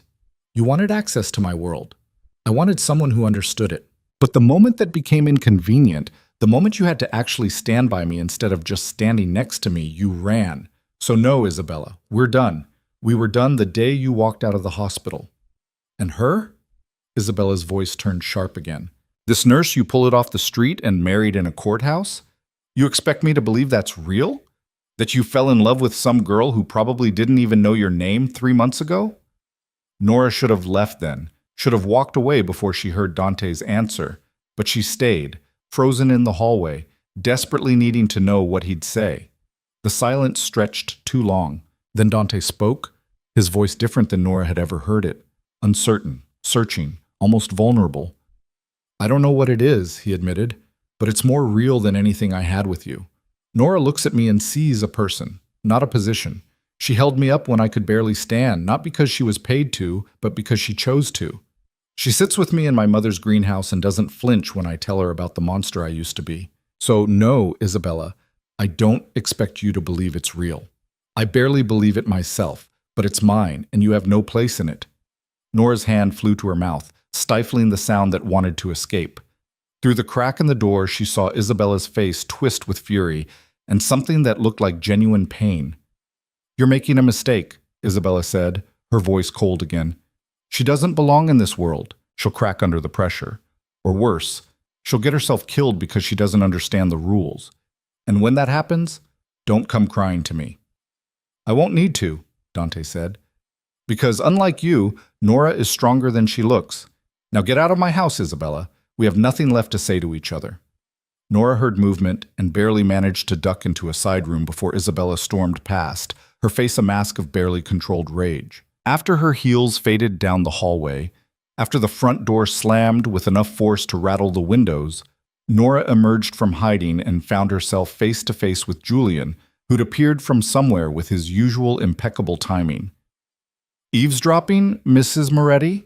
He asked, one eyebrow raised. Learning about my husband's past, Nora corrected, lifting her chin. There's a difference. Is there? Julian's expression was amused. For what it's worth, everything Dante told her was true. Isabella was never right for him. Too focused on image, not enough substance. You, on the other hand. He paused, studying Nora with that clinical assessment she'd never quite gotten used to. You might actually be exactly what he needs, even if neither of you planned it that way. This is temporary, Nora said, more to convince herself than Julian. In 4 months, we go our separate ways. Do you really believe that? Julian asked softly. Because I've known Dante for 15 years, and I've never seen him look at anyone the way he looks at you. Not Isabella, not anyone. Whatever this started as, it's not that anymore. He walked away before Nora could respond, leaving her standing in the hallway with her heart racing and her carefully maintained emotional distance in ruins. She should go to Dante, should talk about what just happened, should address the impossible thing growing between them. Instead, she went to her room, locked the door, and tried to figure out when exactly she'd stopped playing a role and started living a life she couldn't afford to want. That night, sleep eluded her completely. Nora lay in bed staring at the ceiling, replaying Dante's words to Isabella over and over. More real than anything I had with you. She sees a person, not a position. It's mine, and you have no place in it. He defended their marriage like it mattered, like she mattered, not as a convenient solution to an inheritance problem, but as someone worth fighting for. The realization was terrifying and exhilarating in equal measure. Around 2 a.m, Nora gave up on sleep and wandered down to the kitchen, hoping tea and distraction might quiet her spinning thoughts. She found Dante there instead, silhouetted against the windows in his wheelchair, a glass of whiskey in his hand, and exhaustion written in every line of his body. Can't sleep either? She asked quietly. Dante turned, and something in his expression made Nora's breath catch. I keep thinking about what Isabella said, that you don't belong here, that this world will destroy you. Do you believe that? Nora asked, moving closer. I don't know. Dante set down his glass, his eyes never leaving hers. I know I should. I know the smart thing would be to keep you at arm's length, maintain the distance, let you walk away clean when this is over. But I don't want to be smart anymore, Nora. I'm tired of calculating every relationship, every interaction, every moment. With you, I just... He stopped, frustrated. I just want to be honest. Then be honest, Nora said, her heart hammering. Tell me what you want. I want you to stay. The words came out raw, unguarded. Not because of the contract or the money or the arrangement. I want you to stay because you choose to. Because this, whatever this is between us, is worth exploring. And I know that's selfish. I know I have no right to ask when you signed up for 6 months of pretending, but I'm asking anyway. Nora stood frozen, every rational argument against what he was proposing warring with the simple truth that she wanted the same thing. Wanted him, wanted this, wanted to see where honesty could take them when they stopped hiding behind contracts and performances. I'm scared, she admitted quietly. Scared of getting hurt, scared of falling for someone whose world involves bodies and rivers and armed guards and enemies who want him dead. Scared that this is just proximity and gratitude dressed up as something more. I'm scared too, Dante said, wheeling himself closer until he was right in front of her. Terrified, actually. But I'd rather be terrified with you than safe and alone anymore. So if you're willing to take the risk, if you're willing to see what this could be without the contracts and the timelines, I'm asking you to try. Nora looked down at him, at this man who'd fought his way back from the edge of death, who'd stood for her when standing was agony, who'd defended their marriage to his ex-fiancée like it was the most real thing in his life. She thought about the greenhouse, about shared breakfasts and quiet evenings, about all the small moments that had built something neither of them had planned for. She thought about walking away in 4 months, going back to her old life pretending this had never happened. The idea made her chest ache with a loneliness she could already feel. Okay, she said softly. Let's try. Dante's expression transformed, relief and wonder, and something that looked a lot like hope. He reached for her hand, pulling her down until she was kneeling in front of his wheelchair, their faces level, their breath mingling in the small space between them. I don't know how to do this, he admitted. The real relationship part. I'm going to mess up, probably hurt you without meaning to, definitely make mistakes. Then we'll mess up together, Nora said, her hand cupping his face. And figure it out as we go. Dante leaned forward, closing the distance, and kissed her with a tenderness that made Nora's eyes burn with unshed tears.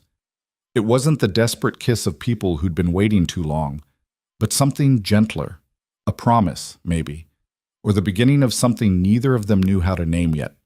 When they finally pulled apart, Dante rested his forehead against hers, his hands framing her face like she was something precious. Stay tonight, he said quietly.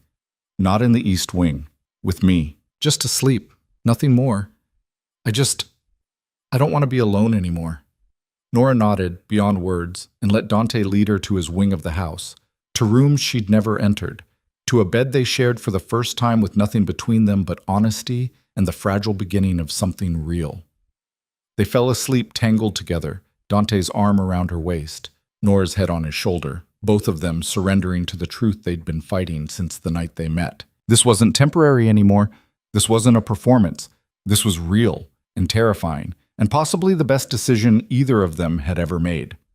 Outside, the estate settled into silence, security making their rounds, the world continuing to turn.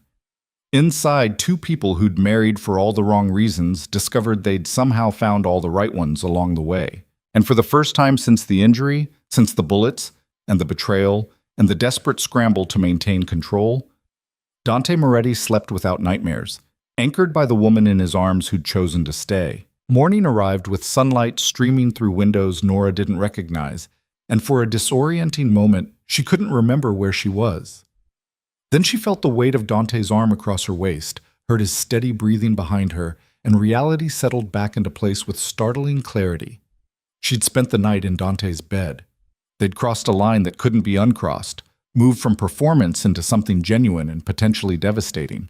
And instead of panicking, instead of retreating back to the safety of emotional distance, Nora felt something that might have been peace. Dante stirred behind her, his arm tightening slightly before he seemed to wake fully and remember where they were, what they'd decided in the quiet hours of the night. Morning, he said, his voice rough with sleep. Morning, Nora replied, turning to face him. In the early light, without the armor of his usual control, Dante looked younger, more vulnerable, almost like the man he might have been if life had been kinder. "Any regrets?" he asked, and beneath the casual tone was genuine uncertainty. "Not yet," Nora said honestly. "Ask me again when your world inevitably tries to destroy me." Dante's smile was crooked, almost boyish. "Fair enough. For what it's worth, I'll do my best to prevent the destroying part." "Your best better be very good," Nora said, but she was smiling too, and the tension that had defined their relationship for weeks was gone, replaced by something easier, warmer. They stayed in bed longer than they should have, talking quietly about nothing important, her classes, his physical therapy, Mrs. Castellano's barely concealed disapproval of everyone and everything. Normal conversation between two people learning how to be together without pretending. It felt revolutionary and ordinary all at once. The next 2 weeks unfolded with a sweetness Nora hadn't known she was capable of feeling. She and Dante stopped maintaining separate wings of the house, stopped pretending their marriage was purely transactional. They had breakfast together every morning, Dante sometimes cooking despite the difficulty of maneuvering his wheelchair around the kitchen, both of them laughing when he burned the eggs or she oversalted the coffee. They studied together in the evenings, Nora with her nursing texts, Dante with business reports. Their legs tangled together on the library sofa while music played softly in the background. Dante's recovery accelerated, Dr. Ross noting with professional satisfaction that his patient's improved mood was translating into better physical progress. He could stand for longer periods now, take steps with the walker that looked almost natural, and the pain that had been his constant companion was slowly receding.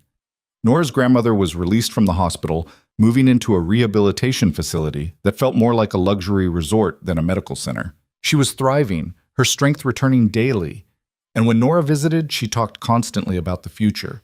The garden she'd plant, the volunteer work she wanted to resume, the joy of being given a second chance at life. "You look different," her grandmother observed one afternoon, studying Nora with the knowing eyes of someone who'd raised her from childhood. "Happy, like something's finally going right." Nora felt the guilt rise, the weight of all the lies she'd told stacking up like debts she couldn't repay. But she pushed it down and smiled, because her grandmother was alive, healthy, talking about futures instead of saying goodbye. Whatever moral compromises Nora had made, whatever prices she'd paid, this moment made them worthwhile. "Things are good," Nora said, and it wasn't even a lie. Really good. She should have known it couldn't last. The call came on a Tuesday afternoon while Nora was studying in the greenhouse, and Dante was in a meeting with Marcus about shipment routes that Nora had learned not to ask too many questions about. Her phone buzzed with an unknown number, and something in her gut told her to answer. "Mrs. Moretti?" The voice was female, professional, unfamiliar. "My name is Catherine Reynolds. I'm a journalist with the Tribune. I'm working on a story about your husband's business operations, and I was hoping to ask you a few questions." Nora's blood went cold. "I don't have any comment about my husband's business." "That's understandable," Catherine said smoothly. "But I think you might want to hear what I've uncovered. It involves you directly, the circumstances of your marriage specifically. I have documents showing that you were paid to marry Mr. Moretti, that this entire relationship is a fabrication designed to circumvent inheritance laws. I'm running the story in 3 days unless you'd like to provide your side." The world seemed to tilt sideways. Nora gripped the phone so hard her knuckles went white. "Who told you that?" "A source close to the Moretti family. Someone with access to financial records and legal documents. Someone who's tired of watching Dante Moretti manipulate the system." Catherine paused. "I'm not trying to destroy you, Mrs. Moretti, but the public has a right to know when powerful men are committing fraud. If you cooperate, if you tell me the truth about what happened, I can frame the story in a way that's sympathetic to your situation. Otherwise, you're just going to look like a willing accomplice." "I need to think about this," Nora managed, her voice shaking. "You have 48 hours, Catherine said. After that, I publish what I have. My number's on your caller ID. Use it." The line went dead, leaving Nora sitting in her dead mother-in-law's greenhouse, with her heart racing and her carefully constructed world crumbling around her. Someone had leaked their secret. Someone with access to the contract, to the financial records, to the truth they'd both worked so hard to hide. Someone who wanted to destroy Dante was willing to destroy her in the process. Nora found Dante in his office, Marcus standing over a series of maps spread across the desk, both men deep in conversation about territory disputes and profit margins. When Dante saw her face, whatever he saw there made him immediately dismiss Marcus. "What happened?" he asked, wheeling himself toward her as soon as they were alone. Nora told him about the call, watched his expression shift from concern to cold fury, saw the businessman replaced by the dangerous man she'd married and then somehow fallen in love with. "Who knows about the contract?" Nora asked. "Who has access?" "Julian, my lawyers, the trust administrators." Dante's jaw clenched. "And my cousin's legal team, because they challenged the marriage and demanded proof it was legitimate. We provided enough documentation to satisfy them without revealing the truth. But if someone dug deeper, if they had the right connections—" "Vincent," Nora said, the pieces clicking together. "Or Luca. They want you to fail, want control of the business. What better way than exposing the marriage as fraud?" "If this story runs, the trust will be invalidated," Dante said, his voice tight with barely controlled rage. "Everything I've fought for, everything I've built, it all falls apart. The cousins take over, and I lose everything." "What about me?" Nora asked quietly. "What happens to me if this goes public?" Dante's expression cracked, fury giving way to something that looked like genuine anguish. "You get labeled a gold digger, maybe charged with fraud if the prosecutors decide to make an example. Your nursing license could be revoked before you even finish school. Your grandmother finds out you lied about everything. And it's my fault because I pulled you into this world without thinking about what would happen when it inevitably exploded." The weight of potential consequences settled over them like a suffocating blanket. Nora had known, intellectually, that there were risks involved in their arrangement, but she'd convinced herself that they were smart enough, careful enough, lucky enough to avoid disaster. She'd been wrong. "We need to figure out who leaked this and shut them down before the story runs," Dante said, already pulling out his phone. "Julian can handle the journalist, offer her something better, threaten legal action, whatever it takes. But we need to plug the leak first." Over the next 24 hours, the estate transformed into something between a war room and a fortress. Julian worked his connections, trying to identify the source while simultaneously building a case against the journalist for invasion of privacy, defamation, anything that might delay publication. Marcus increased security, brought in additional guards, and quietly reached out to contacts in Vincent and Luca's operations to gather intelligence. And Nora sat in the middle of it all, watching Dante slip back into the cold, calculating man she'd first married. The one who saw problems as obstacles to be eliminated rather than complications to be navigated. She understood why. He was fighting for survival, for everything he'd built, for the empire his injury had nearly cost him. But watching him become that person again hurt in ways she hadn't anticipated. "We could just tell the truth," Nora suggested during a particularly tense strategy session. "Beat her to the story. Admit that, yes, we married for the inheritance, but somewhere along the way, it became real. People love a redemption arc." "People love destroying powerful men more," Dante said flatly. "The moment we admit any part of this was fabricated, the trust lawyers will invalidate everything. We have to deny it completely, discredit the source, and pray the story dies before it gains traction." "And if it doesn't die," Nora asked, "if she publishes anyway and people believe her?" Dante's silence was answer enough. The break came 36 hours before the story was scheduled to run. Marcus burst into Dante's office where they'd been camped out for most of the day, his expression grim but triumphant. "It's Isabella," he said without preamble. "She's the source. Had one of her lawyers pull files from the trust challenge, found evidence of the payment structure, and handed everything to the journalist. She's been working this angle since she showed up here, and you turned her down." Of course it was Isabella. Nora felt the pieces click into place with horrible clarity. The timing of her visit, her fury when Dante chose Nora over her parting threat about Nora getting hurt because she didn't understand the rules. This was revenge, pure and calculated, designed to destroy Dante by destroying his marriage. "Can we stop her?" Nora asked. "We can make her very sorry she tried," Dante said, his voice carrying a weight that made Nora's skin prickle. "Marcus, I want every piece of leverage we have on the Marchese family pulled and ready to use. Financial irregularities, questionable business practices, family secrets they've paid to keep buried, all of it." "Dante," Nora started, but he cut her off. "No, she came into my house. looked you in the face, and then went behind our backs to ruin both of us. She doesn't get mercy, she gets consequences." The fury in his voice was familiar.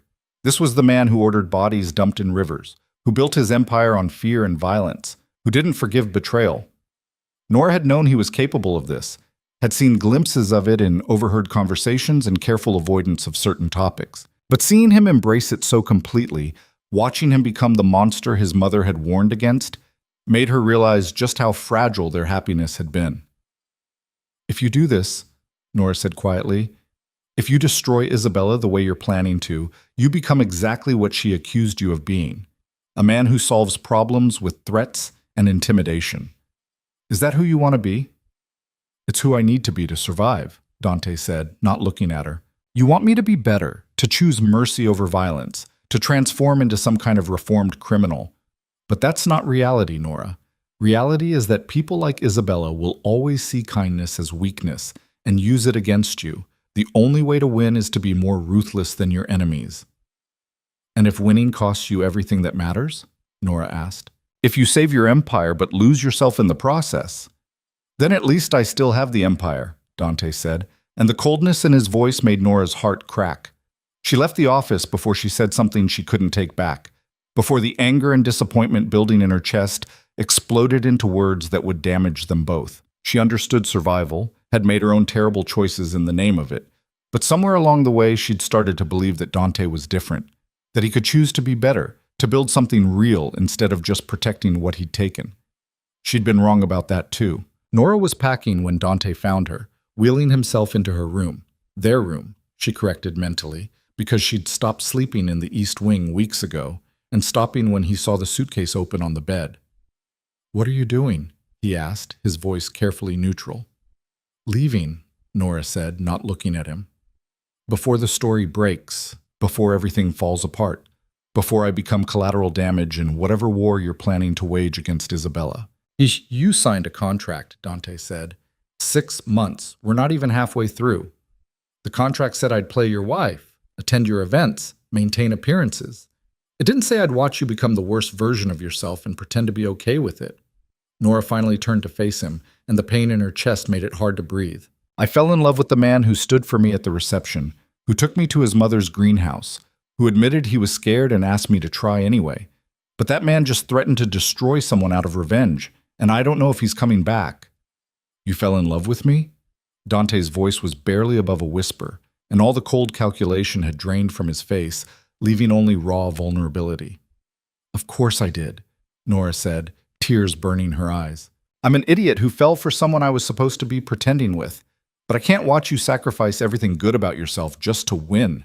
I can't be the reason you become the monster your mother warned you about." Dante stared at her for a long moment, something enormous shifting behind his eyes. Then he wheeled himself to the window, his back to her, his shoulders rigid with tension. "My mother told me something else," he said finally, "the day before she died. She said that the people worth keeping in your life are the ones who make you want to be better, even when being worse would be easier. She said if I ever found someone like that, I should hold on to them with everything I had, because they're rarer than any amount of power or money." He turned to face Nora, and the expression on his face made her breath catch. "You make me want to be better," he said simply. "You make me question every instinct I have toward violence and revenge. You make me think maybe my mother was right, that staying human is more important than winning. And you're right. I was about to destroy Isabella because it's what I've always done, because being ruthless has kept me alive this long." "But?" Nora asked softly. "But I don't want to be that person anymore," Dante said, and the admission seemed to cost him everything. "Not if it means losing you. Not if it means becoming something you can't love." Nora's hand stilled on the suitcase. "What are you saying?" "I'm saying we call Isabella. We tell her we know she's the source, and we give her a choice.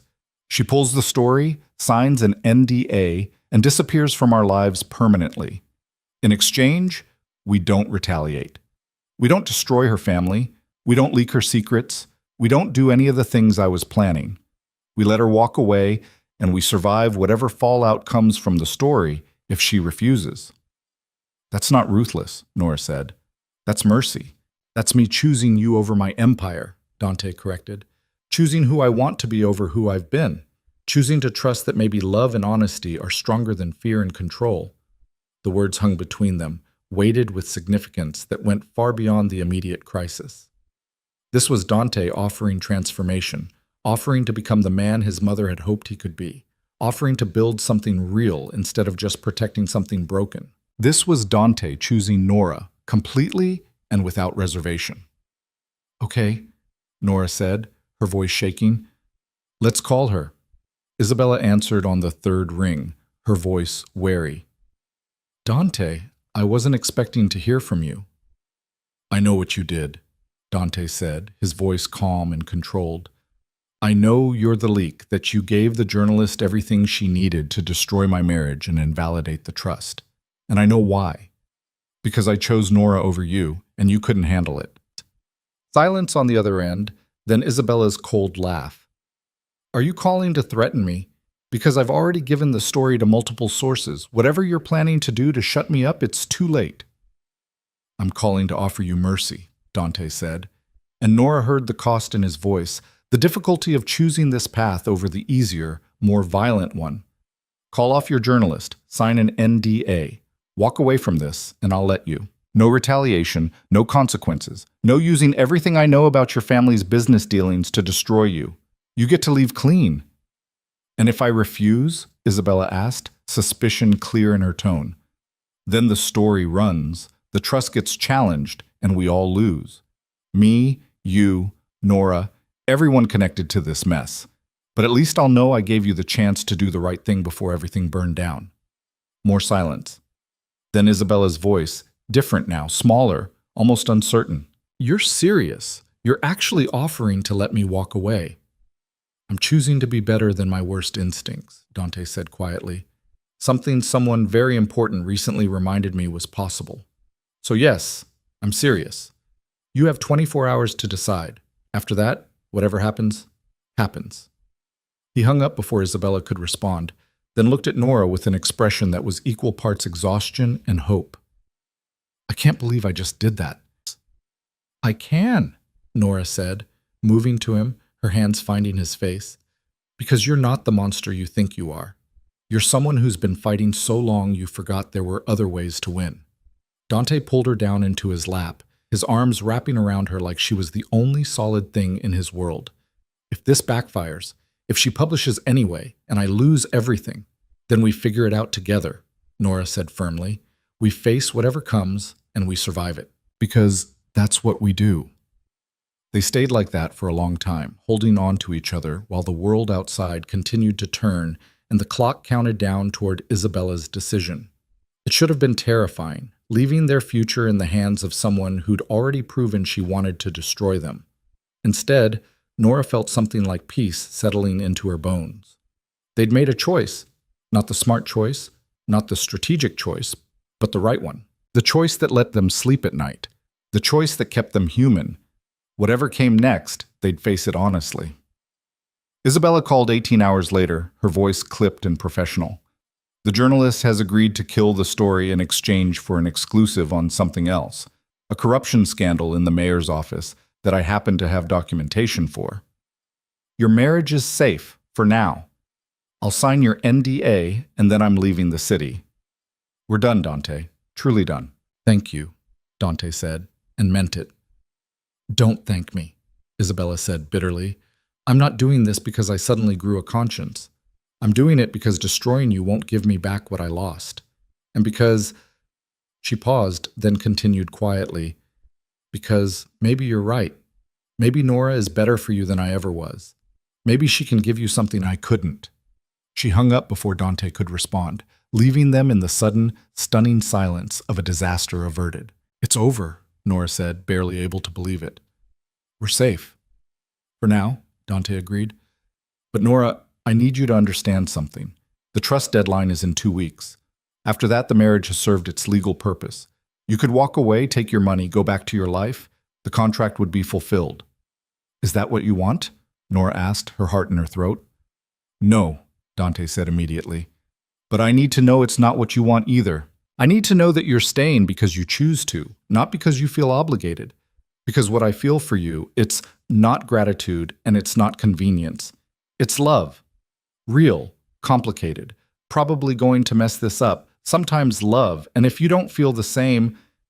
Nora kissed him before he could finish the sentence, poured everything she felt into that kiss, the fear and the hope and the absolute certainty that whatever they'd started as, they'd become something worth fighting for. "I'm staying," she said when they finally broke apart. "Not for the money, not for the contract. I'm staying because I love you and because I want to see who we become when we're not performing anymore." Dante's smile was incandescent, transforming his entire face. "Then marry me again, for real this time. After the trust deadline passes, after all the legal obligations are satisfied, marry me because you want to, not because you need to." "You're asking me to marry my own husband," Nora said, laughing through tears. "That's ridiculous." "It's perfect," Dante corrected. "We'll do it right this time. A real ceremony, your grandmother there, vows we actually mean, a beginning instead of a transaction." "Yes," Nora said, and the word felt like freedom. "Yes, I'll marry you again, as many times as you want." The next 2 weeks passed in a blur of final preparations, trust administrators reviewing documentation, and the slow, careful process of building a real relationship on the foundation of a fake one. Dante's recovery accelerated dramatically, Dr. Ross noting that his patient's improved emotional state was translating into remarkable physical progress. He graduated from the walker to a cane, then to taking short walks with just Nora's arm for support. The trust deadline came and went without incident. The legal requirements satisfied, the inheritance secured. Vincent and Luca made noises about challenging the results, but without evidence of fraud, they had no grounds. Dante had won, but more importantly, he'd won without becoming the monster he'd feared. Nora's grandmother was released from rehabilitation, healthy and vibrant and completely shocked when Nora finally told her the truth. Not all of it, not the parts about organized crime and contract marriages, but enough. Enough to explain that she'd met someone, fallen in love, and wanted her grandmother at the real wedding. "I knew there was something you weren't telling me," her grandmother said, but she was smiling, her eyes bright with tears. "I'm just glad you found someone worth keeping secrets for." The second wedding took place 6 months after the first, in the greenhouse where Dante's mother used to find clarity, surrounded by people who actually mattered. Nora's grandmother, looking healthier than she had in years. Dr. Ross, who'd become something like a friend during the long months of therapy. Mrs. Castellano, who'd somehow evolved from stern disapproval to grudging affection. Even Julian standing off to the side with what might have been pride in his usually unreadable expression. This time, when the officiant asked if Dante took Nora to be his wife, he said, "I do," like it was the most important truth he'd ever spoken. This time, when Nora was asked the same question, she answered without hesitation, without doubt, without any of the fear that had colored their first ceremony. And this time, when they kissed, it wasn't for show, or strategy, or maintaining appearances. It was because they wanted to, because they'd chosen each other freely, because love had somehow grown in the spaces between desperation and survival. The reception was small, intimate, nothing like the political circus of the first one. They danced, really danced this time. Dante on his feet without support, his recovery complete enough that he could hold Nora and move with her through a song that actually meant something. "No regrets?" he asked, echoing his question from that first morning they'd woken up together. "Not even one," Nora said, and meant it with her whole heart. Later, after the guests had left and they were alone in the greenhouse with champagne and the comfortable silence of people who didn't need to fill every moment with words, Dante told her about his plans. He was restructuring the business, moving away from the illegal operations that had defined his empire, investing in legitimate ventures and using his considerable influence to actually help rather than exploit. "It'll take years," he admitted, "and I'll probably never completely wash away what I've done. But I want to try. Want to build something my mother would be proud of. Something we can pass on to," he paused, then continued with a smile, "to whatever comes next." Nora leaned into him, fitting perfectly against his side like they'd been designed to complement each other. "Whatever comes next," she repeated. "I like the sound of that." A year after their second wedding, Dante stood at the podium of a community center he'd funded, announcing the launch of a foundation dedicated to helping families afford life-saving medical treatments. Nora stood beside him, now a licensed nurse working part-time at the hospital where her grandmother had received her transplant, splitting her time between patient care and managing the foundation's operations. Her grandmother sat in the front row, healthy and vibrant, holding hands with the man she'd started dating at the rehabilitation center, a retired teacher with kind eyes and a gentle sense of humor. She caught Nora's eye and smiled, and Nora saw nothing but love and pride there. No judgment for the choices she'd made, no resentment for the lies she'd told. Just gratitude for the second chance they'd both been given. As Dante spoke about the importance of access to healthcare, about families who shouldn't have to choose between financial ruin and watching loved ones die, Nora thought about the girl who'd agreed to marry a stranger to save her grandmother. That girl had been desperate, terrified, convinced she understood the price of her choice. She'd had no idea that the price would include falling in love, transforming someone's life while having her own transformed, and discovering that sometimes the worst decisions led to the best destinations. That evening, curled up together in bed, the bed they'd shared for months now, in the house they'd made into a home, Dante told Nora he loved her in 17 different ways without using those specific words. He told her with how he made her coffee exactly the way she liked it, with how he remembered every story about her day, with how he held her like she was precious and essential and the best thing that had ever happened to him. And Nora told him back in all the same ways, plus a few of her own invention, until they were both laughing and breathless and absolutely certain that whatever had brought them together, desperation, fate, or just dumb luck, had given them something worth every risk they'd taken. "Do you ever wonder what would have happened if you'd said no?" Dante asked, his fingers tracing patterns on her shoulder. "If you'd thrown away Julian's card and found another way?" "Every day," Nora admitted, "and every day I'm grateful I was desperate enough to say yes. Because it brought me here, to you, to us." "To us," Dante echoed, kissing her forehead, "to terrible decisions that somehow worked out, to marriages that start as lies and become truth, to finding love in the last place either of us expected, to surviving together," Nora added softly, "and building something better than either of us could have built alone." Outside, the estate settled into comfortable darkness, security making their rounds, the world continuing its endless turning. Inside, two people who'd married for survival discovered that survival was just the beginning, that love could grow in the spaces between contracts and consequences. That transformation was possible, even for people who'd built their lives on violence and desperation. That sometimes the most honest things began as the biggest lies. And that choosing each other every single day was the only marriage vow that really mattered. Years later, when people asked Nora how she'd met her husband, she'd smile and tell them a version of the truth, that they'd met during one of the darkest periods of her life, that he'd offered her a way out when she had none, that somewhere between desperation and survival, they'd found something real. She'd leave out the contracts and the money, the threats and the danger, the performance that became reality.